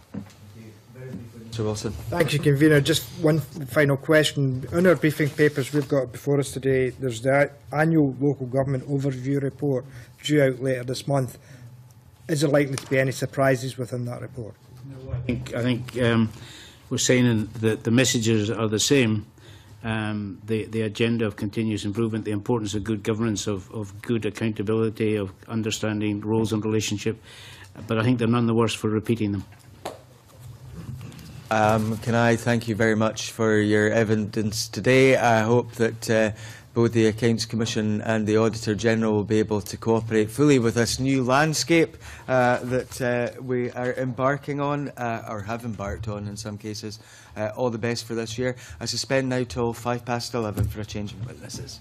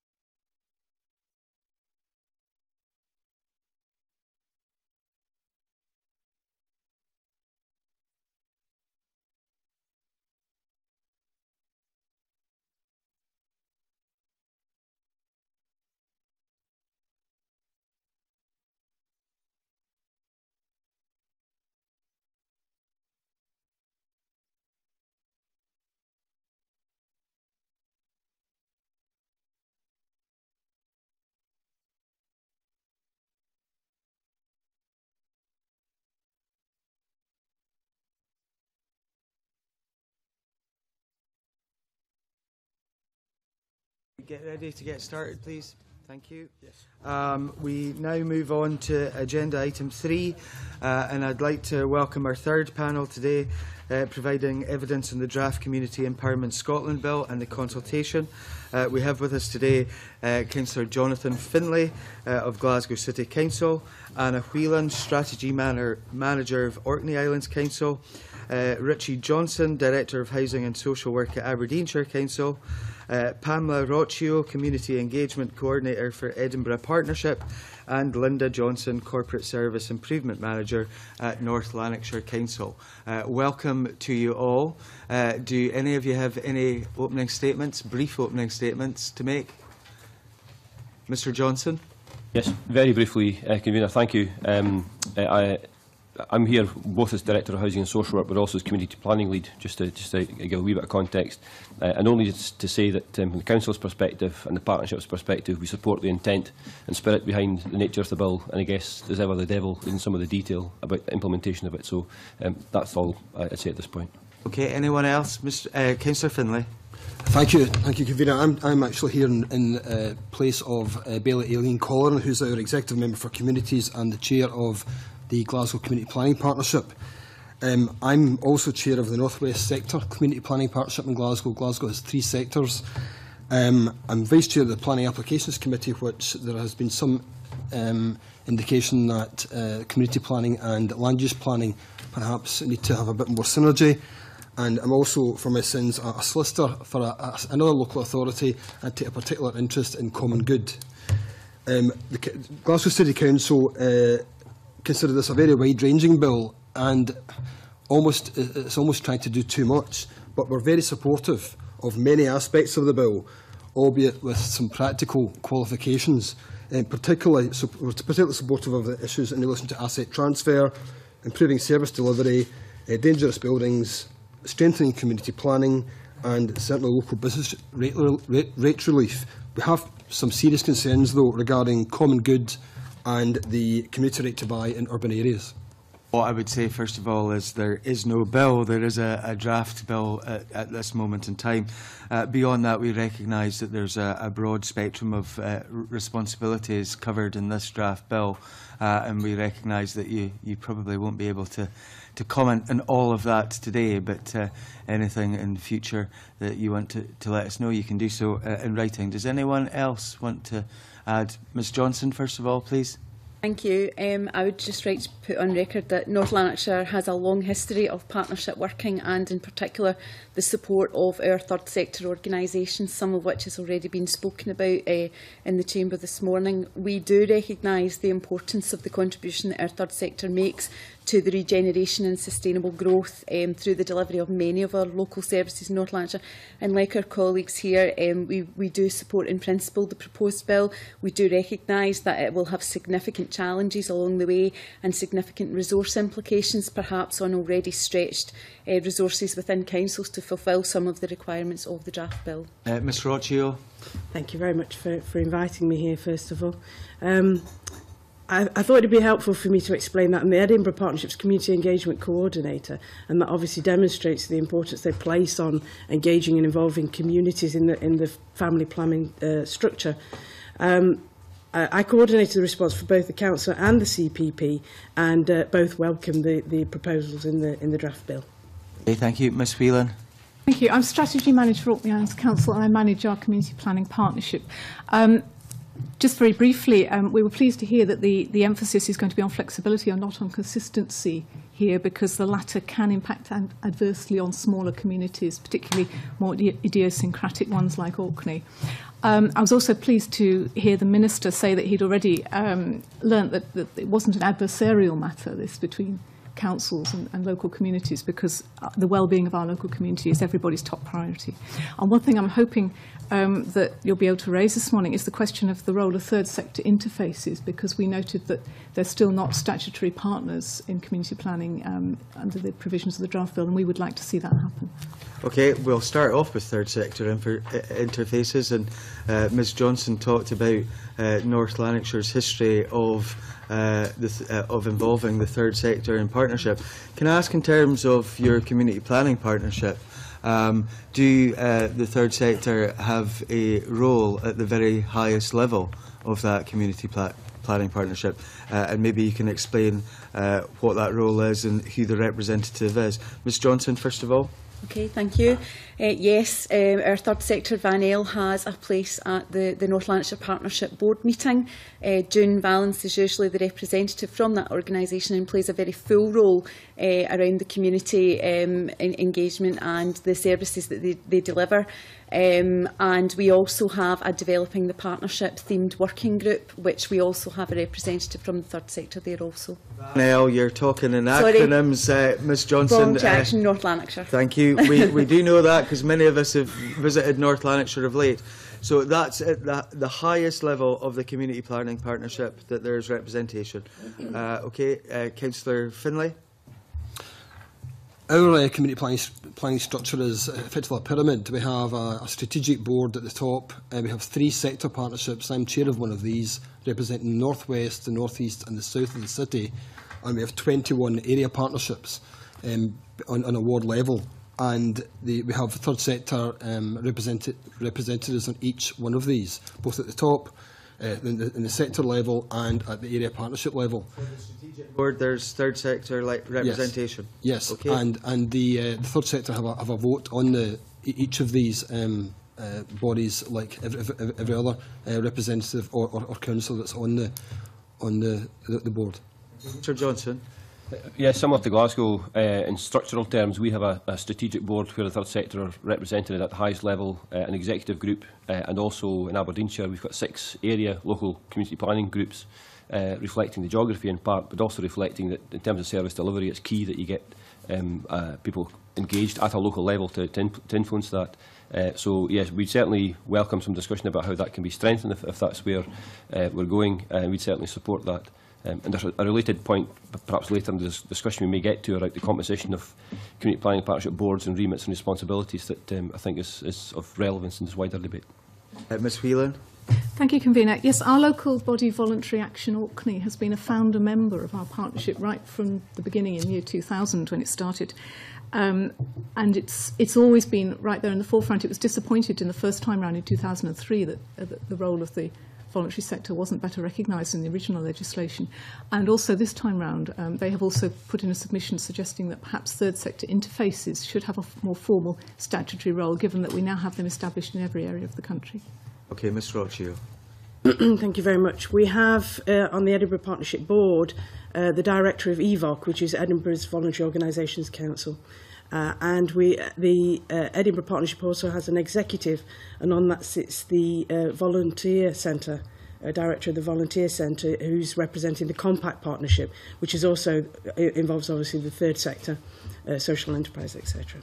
Thank you. Mr Wilson. Thank you, Convener. Just as a follow-up to that question, and good morning, panel, the issue about how does your community planning partnership ensure that the third sector, voluntary sector representative on the community planning partnership communicates and with the organisations, the voluntary sector organisations, third sector organisations that they claim to represent on the community planning partnership. Take, for example, GCVS's role in Glasgow. GCVS is an umbrella organisation for, last recollection was, I think it was over 300 organisations in Glasgow. How do they communicate and let those organisations that they represent know what's taking place and the voice of the voluntary sector, what the voice of the voluntary sector is actually saying on that community planning partnership?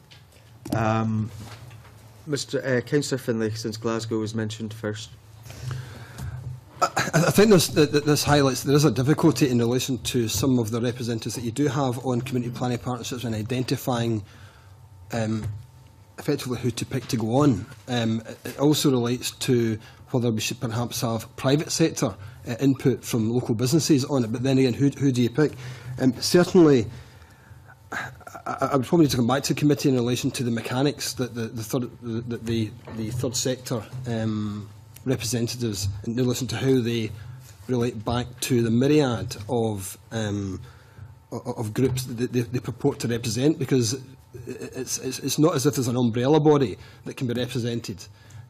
They are individual, frequently it is individual third sector organisations that sit and give a third sector voice, but they're not speaking on behalf of the third sector in general. So there is a difficulty there, but I'd certainly come back to committee and listen to the mechanics of how the third sector reports back to a representative body of third sector organisations in their area. I think one of the difficulties that we've found during the course of evidence that we've taken and other topics that we've covered of late is that word pick, because a lot of bodies don't see themselves as being represented by the person who has been picked to represent the voluntary sector, and I think that's maybe one of the difficulties that has yet to be overcome. Ms Whelan. Thank you. Yes, I think we have to remember that community planning doesn't just happen in the central board or steering group or whatever you call it. It happens in the other groups involved. In Orkney, we have a network of thematic groups. We have one specifically for the Third Sector Forum, which is chaired by Voluntary Action Orkney. It has membership from a very wide range of different groups. And they also sit on other subject-specific groups as well. So we have them very well disseminated throughout the whole partnership. And I think in particular where the third sector is coming into its own is in the work we're doing on preventative services, and particularly through the Change Fund, where it's an active partner, an equal partner with the Health Board and the Council. We're well aware of the different structures and the representation at various levels within those structures. I think that one of the things that we have found is that it's the representation at the top that folks have been most concerned about. Mr Johnson. It's a good question, and certainly it's a live question on a wider basis for us in Aberdeenshire at the minute about how we get the most out of our third sector interface generally. Certainly they do play an active role at the highest level, and again, while recognising the point you're making about the structures and other ways of contributing, nonetheless that's reality in Aberdeenshire. So when we have our local community planning groups, the third sector groups locally are very much involved at that level too. And while community planning, their priorities, their partnership, their commitments, that's absolutely right. But it's also a way of working, a culture, I guess, that we're trying to reinforce as well, so that it becomes, I guess, naturally how we work, rather than necessarily having these kind of formal structures as the end. It's a means to an end, not the end in itself. Johnston. Thank you. The third sector, I would say, in North Lanarkshire is very intrinsically linked in throughout our service delivery. It's not seen as a bolt-on partner at all. We have a pilot joint resourcing project in operation in the Craignook ward at the moment, and that very much has been led by our third sector with support from council officers, etc.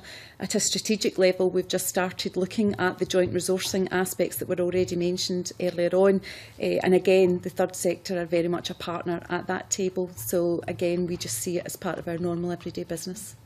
Ms Roccio? I would agree with that.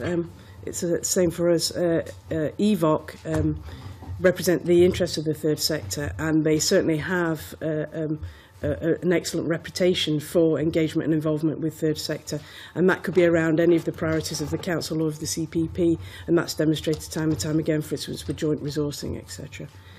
Next week we'll be talking to the third sector, so it'll be interesting to see if they share your opinions here. One of the other things, and obviously in terms of community empowerment, we've had discussions in various places about representation of folk from communities. Do you have community representatives at the strategic board level in your area? Ms Whelan? I think we do have, of course, representatives of the council who are democratically elected. Is there any community representative that is not an elected member? Well, there I think our third sector interface representative is really a very good link in to our local community. So the answer would be no. There's no community representative. It depends how you define it. Yeah, well, I define it as being somebody from the community, not from the third sector interface, not an elected member. So the answer is that at strategic level, Orkney doesn't have any community representation on a strategic board. I think our members from the council might argue that they were. Well, they may well, but I'm trying to get to a certain point here. I'm not including elected members within that. Mr Johnson?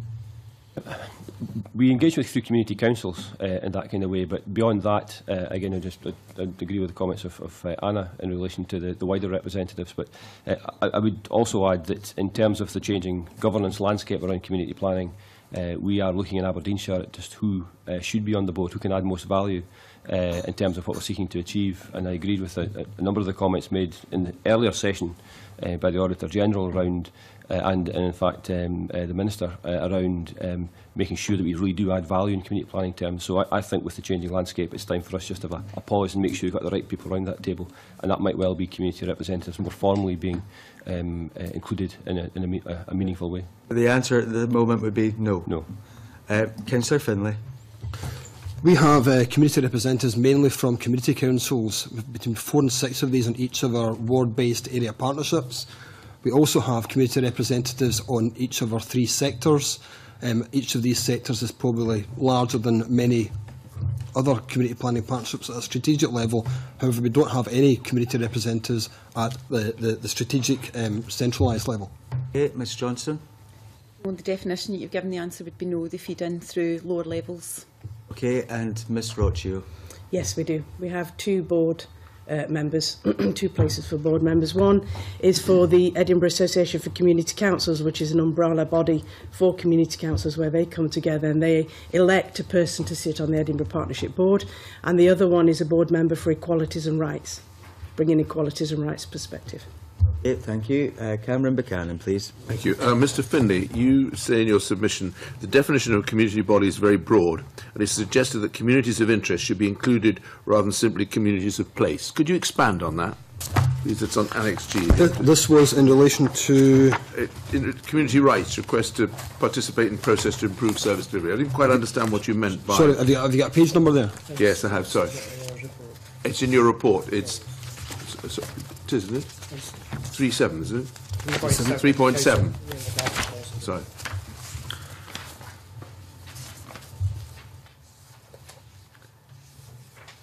I didn't quite understand what you meant by communities of interest should be included rather than communities of place.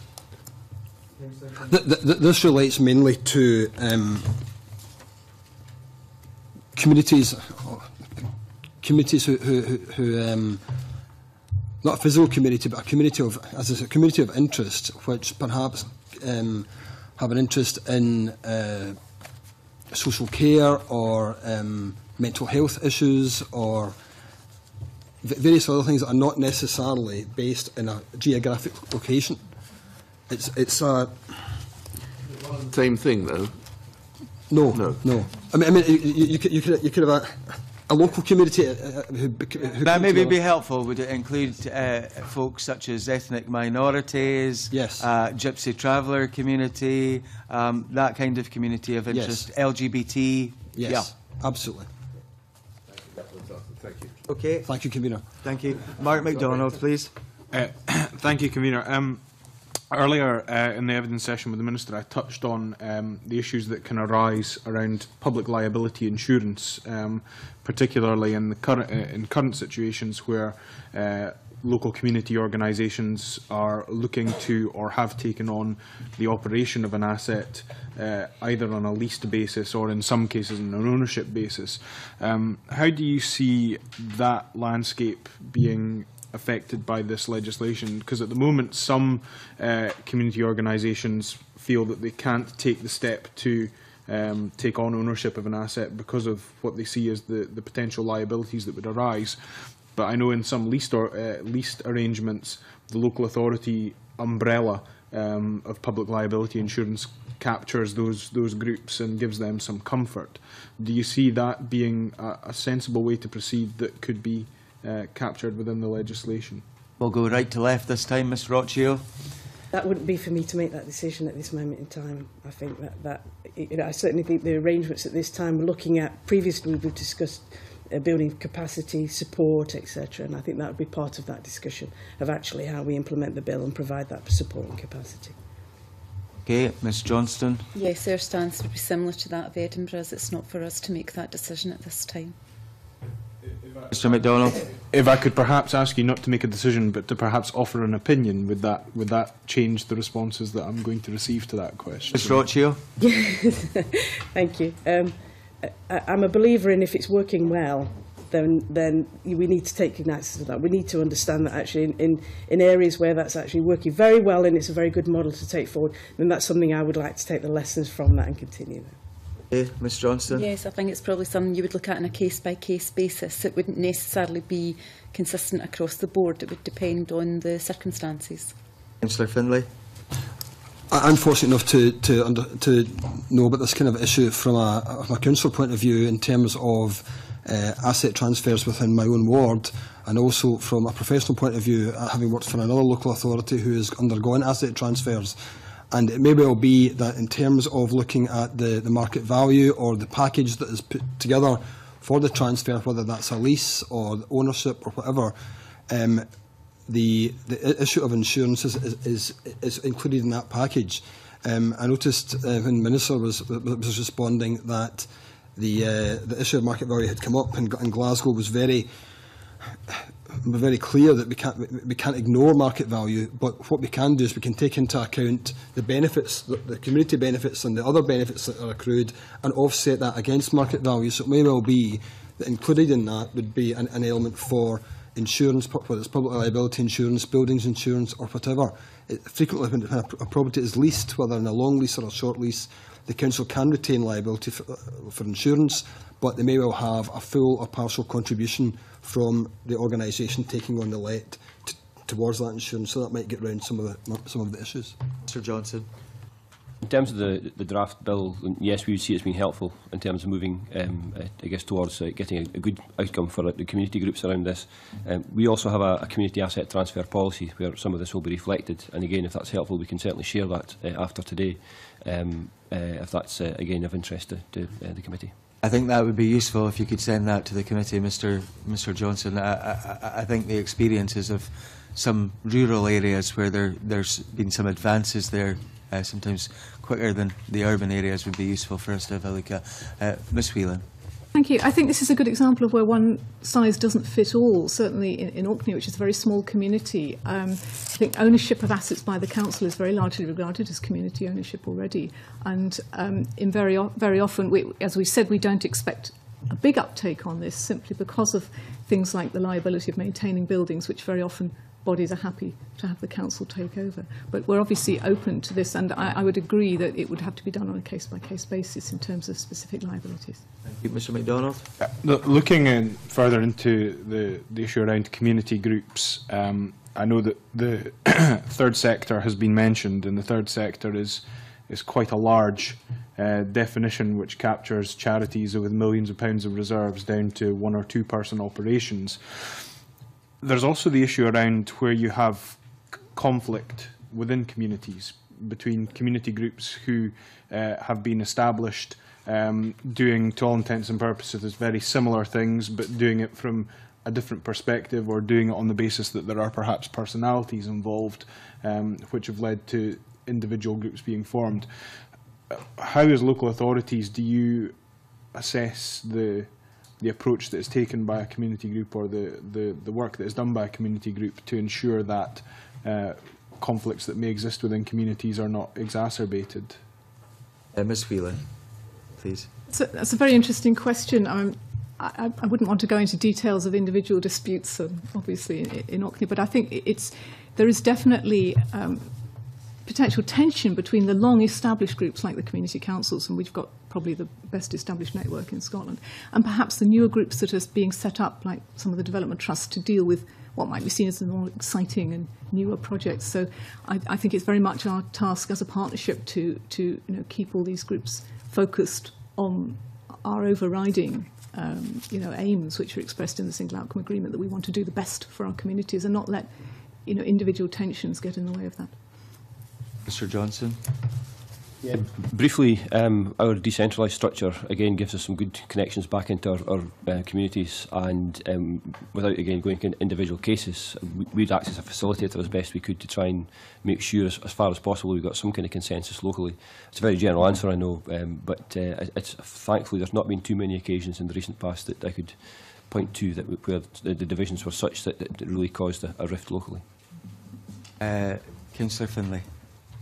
Thank you, Convener.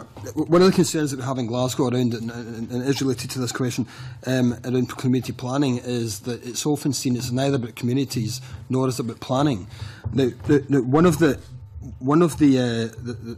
ways that we're looking at dealing with that is we're looking at community budgeting. We're also looking at community asset mapping, so where we map the assets and services within a community with the help of local people, community councils and the community planning partners. By doing that, and we've got an exercise ongoing just now to digitally map a lot of this information, you can then look at, in relatively small budgets, we can look at where there is duplication, where there are gaps in service provision or in the provision of facilities. That element there, combined with a requirement, hopefully through the legislation, for community groups to put in a business plan if they're looking at asset transfer, I think would be helpful, so that you can then look at the 2 business plans that come in, or 3 or however many it is, and say, what is the community's plan? What is their ambition for the area, and what is actually needed in the area? Then the council will have a far better idea of what is actually, who to pick effectively.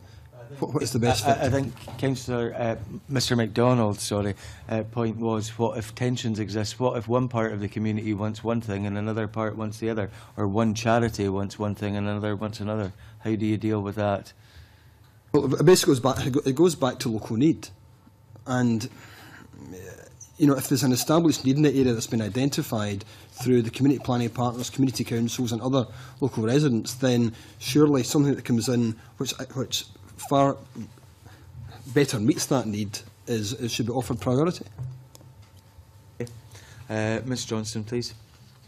In North Lanarkshire, we have local regeneration managers who work very closely with the communities, and they do have a difficult job when tensions arise, and they try and kind of mediate the situation and so on. We also have local area action plans that set out the priorities for those areas, and they're linked back up through the various strands to the single outcome agreement. Ms Roccio?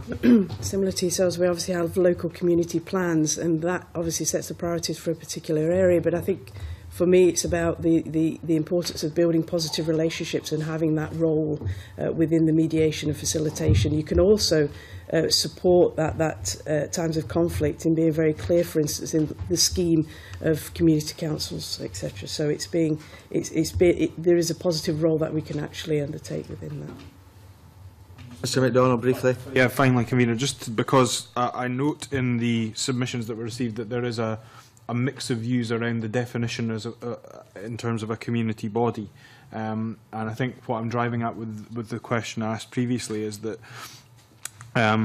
obviously councils, in terms of the statutory function, community councils are the statutory consultee who a council has to consult with, not necessarily other community groups and organisations. So how cognizant are councils of the various groups out there who may be listing themselves or being recognised in communities as community organisations, but the council itself maybe doesn't either recognise or formalise a relationship with them at present?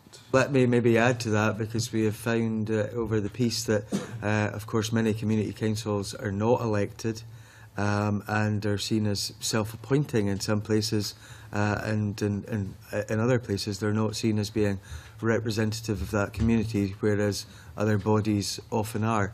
How do you deal with that, Ms Roccio? We involve all of those other communities in much broader and wider definition, I would say, not just community councils, obviously.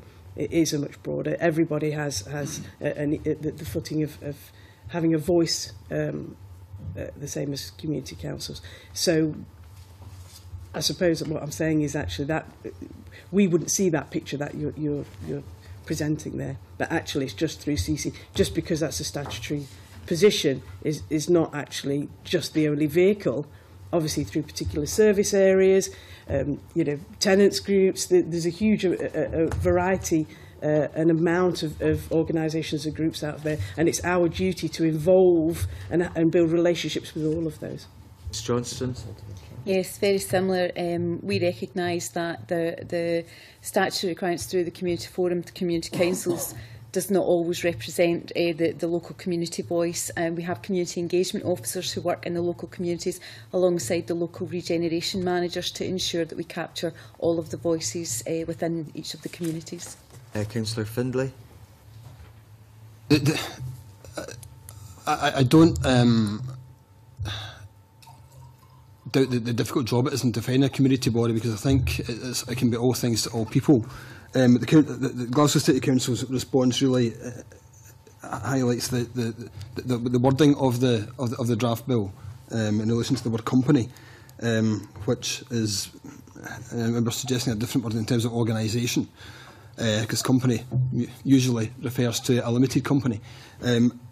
But it is a very difficult task, and I think, as has been said, I don't think you can really exclude any community body, and by putting an obligation on the councils to consult with X, Y and Z community bodies, I think we just need to be very, very cognisant that we don't miss anybody out, and it's really then down to the councils to make sure that they don't. Mr Johnson. Yeah, again, if I could start by perhaps describing a little bit more at a local level how things might work in Aberdeenshire, and it might help deal with the particular question that's been posed. And we would have dozens, if not hundreds, of different types of community bodies across Aberdeenshire. And the way in which we would typically want to work with them is absolutely in an inclusive way. And at a local level, we've got area managers appointed in our 6 areas within Aberdeenshire, and they are the leads for community planning in their areas. So they would be very much engaged with whether it's societies, clubs, groups, bodies, communities of interest. So that would absolutely take place at that local level, and we'd want that roundness of discussion at that level to continue. I guess on a wider sphere, the question you posed earlier around representation at the top table is one I think we will need to come back to. How can you possibly represent all those disparate groups through a single voice? And I think it's worthy of further consideration, frankly. The other thing we're doing in terms of community planning at the strategic level over the coming months, so just after the Easter break, is that through our community planning partnership, all the partners have agreed that we will hold community engagement events across Aberdeenshire. So again, every month we'll hold a session where all invited local groups will be welcome to attend a session with the key leads for police, fire, health, local authority, just to have that wider local consultation event. The Council's done that for a number of years now, but we've just got recent agreement that the Community Planning Partnership will do the same thing. So again, that's in an effort to bring, I guess, some of the strategic community planning matters back into local communities as far as we possibly can. Ms Phelan. I think unusually all of our community council elections are contested, and that includes even the ones on the islands with a population of about 50 people. So it's clearly, a very sought-after position. So we do regard them as very democratic organisations and consult with them fully. And the other thing, of course, in a very small community is that everybody's very visible all the time. Certainly our members can't walk down the street without somebody accosting them about something. So we are very accessible to the community in general, in addition to the formal consultation that we do. Okay, thank you. Mr Wilson, please. Thank you, Convener. It's good to hear that there's contested elections for community council somewhere in Scotland, because it's not always the case, and unfortunately not always the case, where there's a real contest for the elected members to community councils. Convener, as I stated earlier, I have to declare an interest in this issue because I just signed a lease on Friday and took the keys of a building in a local authority where we have one of the representatives of the local authority here today. And my experience in relation to, and I don't want to bore the committee with my experience of what discussions took place regarding a community asset transfer and the lease for that transfer. But the question I would like to ask the panel is the issue about competing demands that have been raised in some of the submissions about a potential community asset transfer, where the community or a community organisation clearly identify and wish a transfer either of land or buildings to the community to operate and function and deliver services. And I think one of the responses we received is that any decision by a community to make a bid for a community asset transfer should not tie the hands of the local authority in actually dealing with who they think best to transfer that asset to. Would the panel wish to make any comments on what may be a competing demand, particularly where there may be commercial interests in land that the community may have identified their particular interest in? Ms Whelan. Thank you. I think we mentioned in our submission two possible scenarios where that might happen. One would be where something was contrary to the Council's long-term strategy and we wanted to hold on to an asset for strategic reasons. And the other possibility, of course, is speculative acquisitions by maybe a body that then passes it on to a third party. And our suggestion there is that there should be a right to, a first refusal on the part of the local authority wherever one of these community assets is going to be transferred on again, that the council should have the first option to buy it back. Okay, Mr Johnson. I don't have anything particular to add in this particular topic. That's fine. Anyone else wish to add anything to that one? Not much response there, Mr Wilson. No, it's just as I said, sorry, Miss Rothschild. Not specifically on obviously you've got our submission, but for us we're co-producing an asset transfer policy. And that hopefully will be some of the questions that people will be asking that we will be able to address in that. And initially we've gone out for a call for people who want to be involved in the development of that, what that would look like, potential ideas of property and land, etc., to get in touch with myself. Convener, I've thrown the question out just to find out whether or not local authorities or the representatives here today had actually worked out what the a policy process in which to make a decision on whether or not the community asset transfer, when being requested by a community, should take precedence over any other bids that may be made for that property or land. Could I open up the question, because I know in terms of some of the responses, we do have local authorities who do have community asset transfer policies in place, but we also have authorities in front of us today who don't have community asset transfer policies in front of us. Can I ask the experience of those authorities who do have community asset transfer policies in place, how they are working, and why the local authorities who do not have community asset transfers in place, why there isn't a community asset transfer policy in place at the present moment? Ms Rothschild. I don't know the answer to that, why there isn't a policy in place at the moment in time.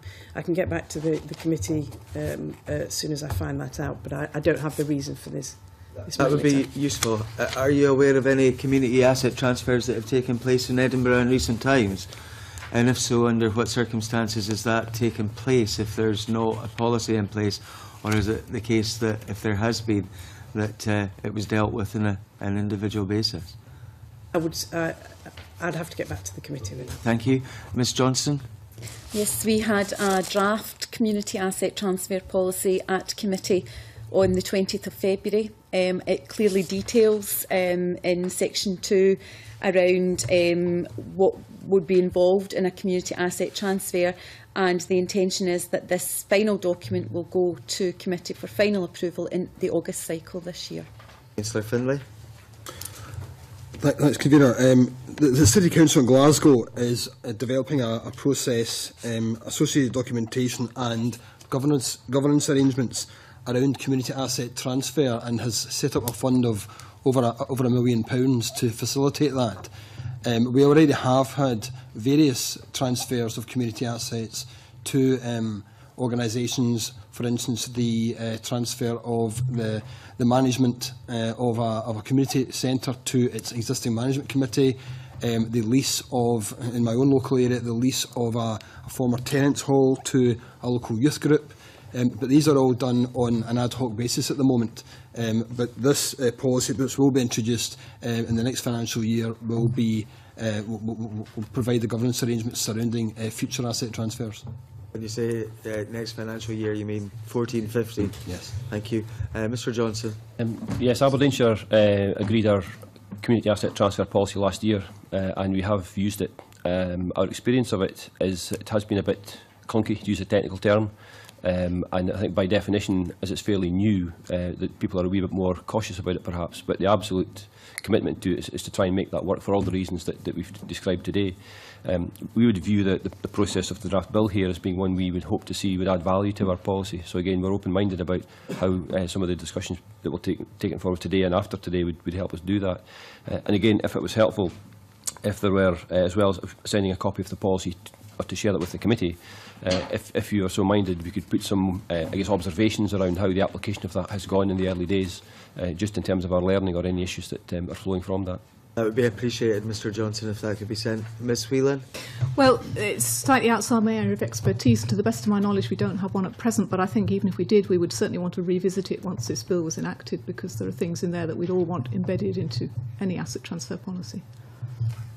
Thank you. Anne McTaggart, please. Thanks, Convener. I don't normally be the negative one on the committee, but I feel I have to today.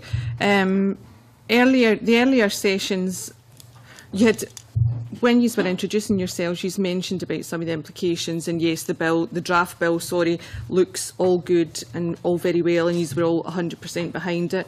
However, you did feel that there was implications there. Is that financial implications? Ms Roccio?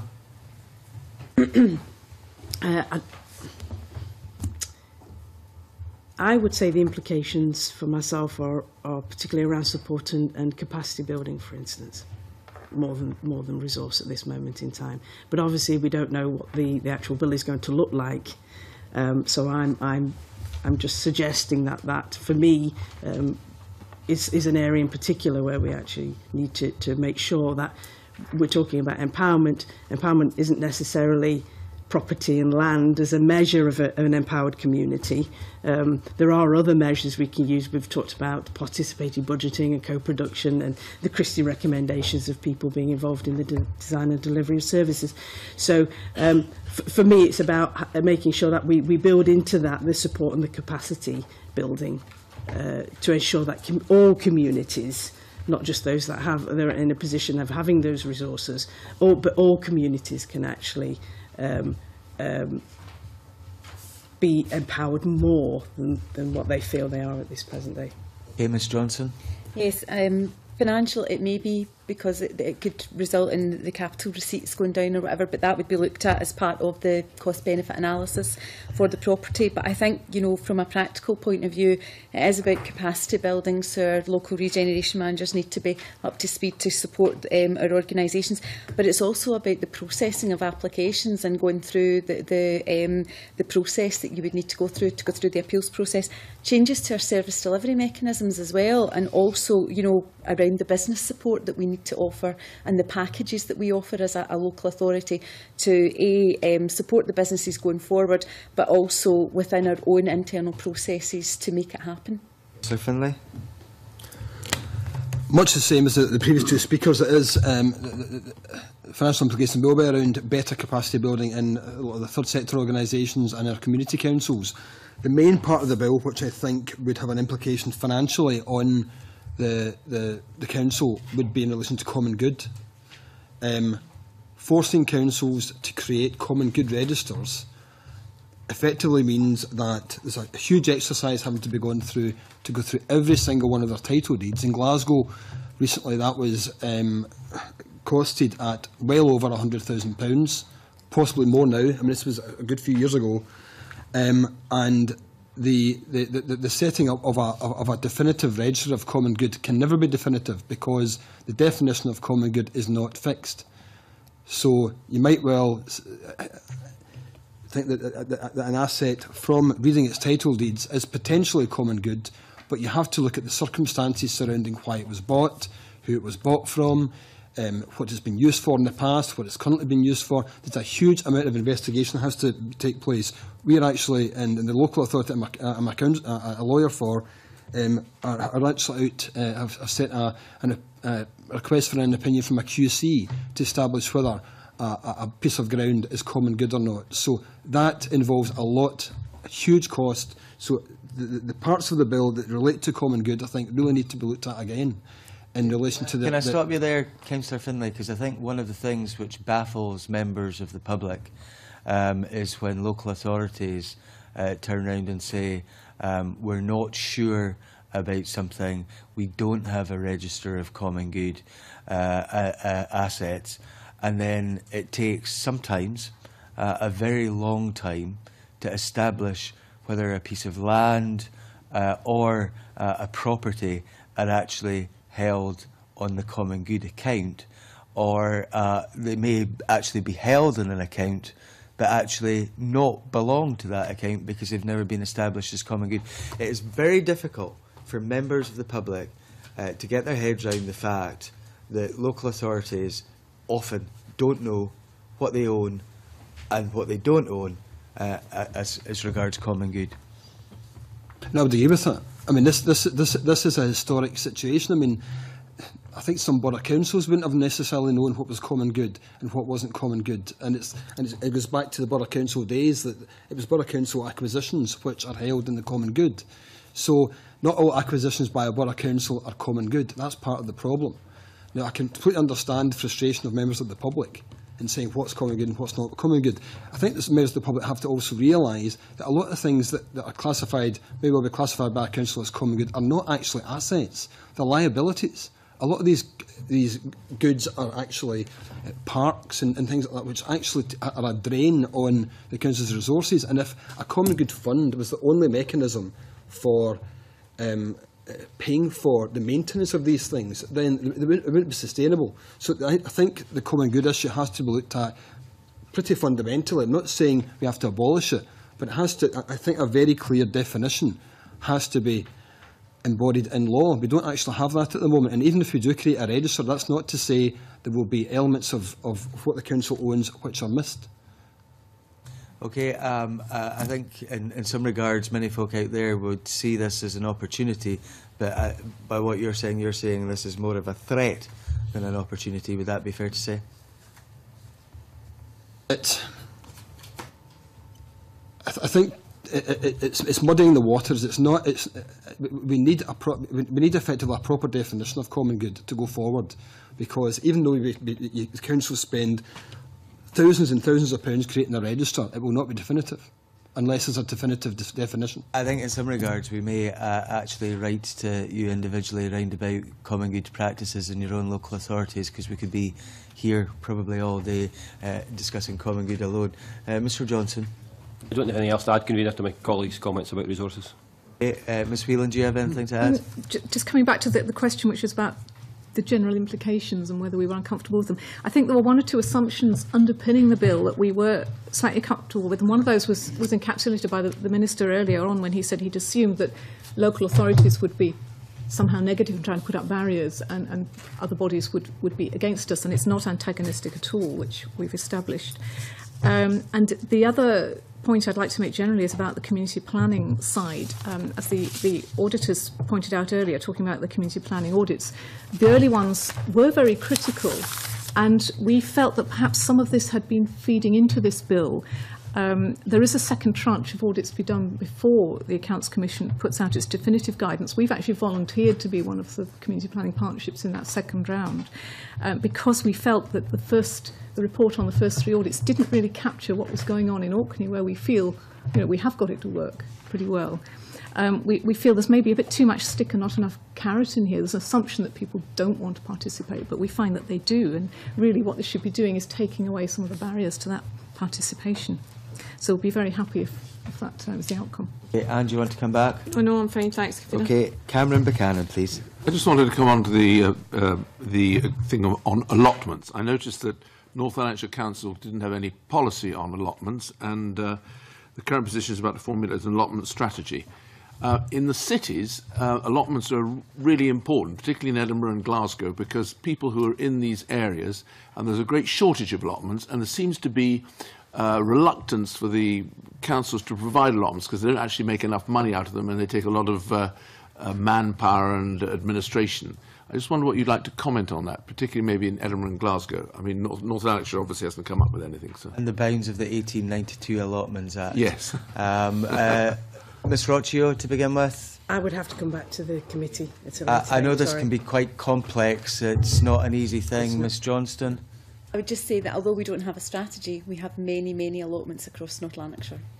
that are used for, we recognise the importance of them for health and well-being and so on, and they do link in with our themes, although the submission has returned saying that we don't actually have a strategy on it.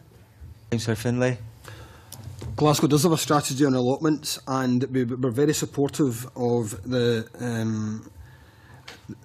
bill in relation to this. We would, however, we have made a point about raised beds and including quarter and half plots that are very popular.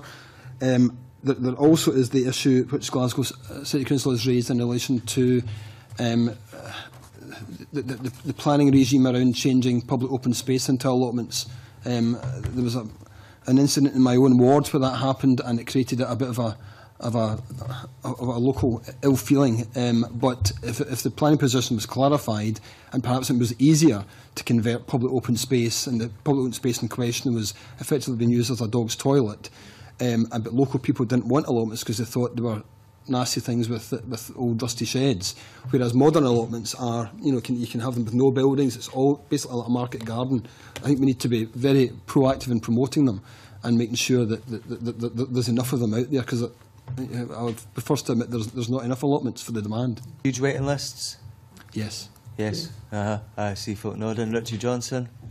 Yeah, we've got, again, as you expect in the Rural Authority, quite a number of allotments, and we do have an approach to policy around about that, led through our housing service predominantly. Again, beyond that, I'm afraid I need to come back to you with any detailed comments around this one. Thank you, Ms Whelan.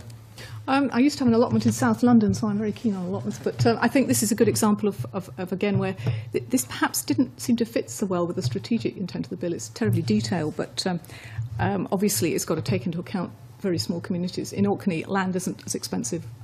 It's not such a big issue as it would be in somewhere like Edinburgh or Glasgow. But we're broadly in favour with what's proposed. Thank you. Mr Buchanan, do you want to come back? Yeah, just to come back on the thing of allotments, do you think that we should be legislating for allotments? That was my other point. I mean, do you think it's worth legislating on? I mean, we're rather defining it rather narrowly, and I just wonder what you all thought of that. Okay, Ms Johnson. I think we support it in principle. I think also, though, we would want it to be flexible and not be specific about what the allotment size should be and so on. I think I agree with my colleague from Glasgow that we should be looking at, raised beds and all of the other options that are now available to us. Councillor Finlay. Certainly, I would agree with that. There may be also an opportunity to look at private allotments as well. There's a lot of allotments in Glasgow which are privately owned and not just owned by the council. Also some allotments on old British Railways land and various others. So we need to be looking at the whole ambit of where allotments are developed from. Many farmers, for instance, perhaps might be interested in providing part of their field at the edge of towns for an allotment. Do Ms Whelan or Mr Johnson have anything to add to that? No. A quick yes or no. Do you think that if you know about it, do you think that the current legislation is a bit old hat anyway and probably doesn't deal with all of the modern day scenarios that we face? And I'm seeing nods of agreement there. Thank you very much. Stuart McMillan, please. Thank you, Convener. Just it takes us back about 10-15 minutes just regarding the issue of common good, and certainly notwithstanding the comments and the correspondence that's going to take place. Certainly just some of the comments that were made also getting highlighted some issues of concern regarding common good and the issue of lists, etc. But certainly the COSLA submission that we received, and I'll read out this one sentence. COSLA stated, local authorities should already hold a register for their common good assets in line with good accounting practice. So this should not be overly onerous.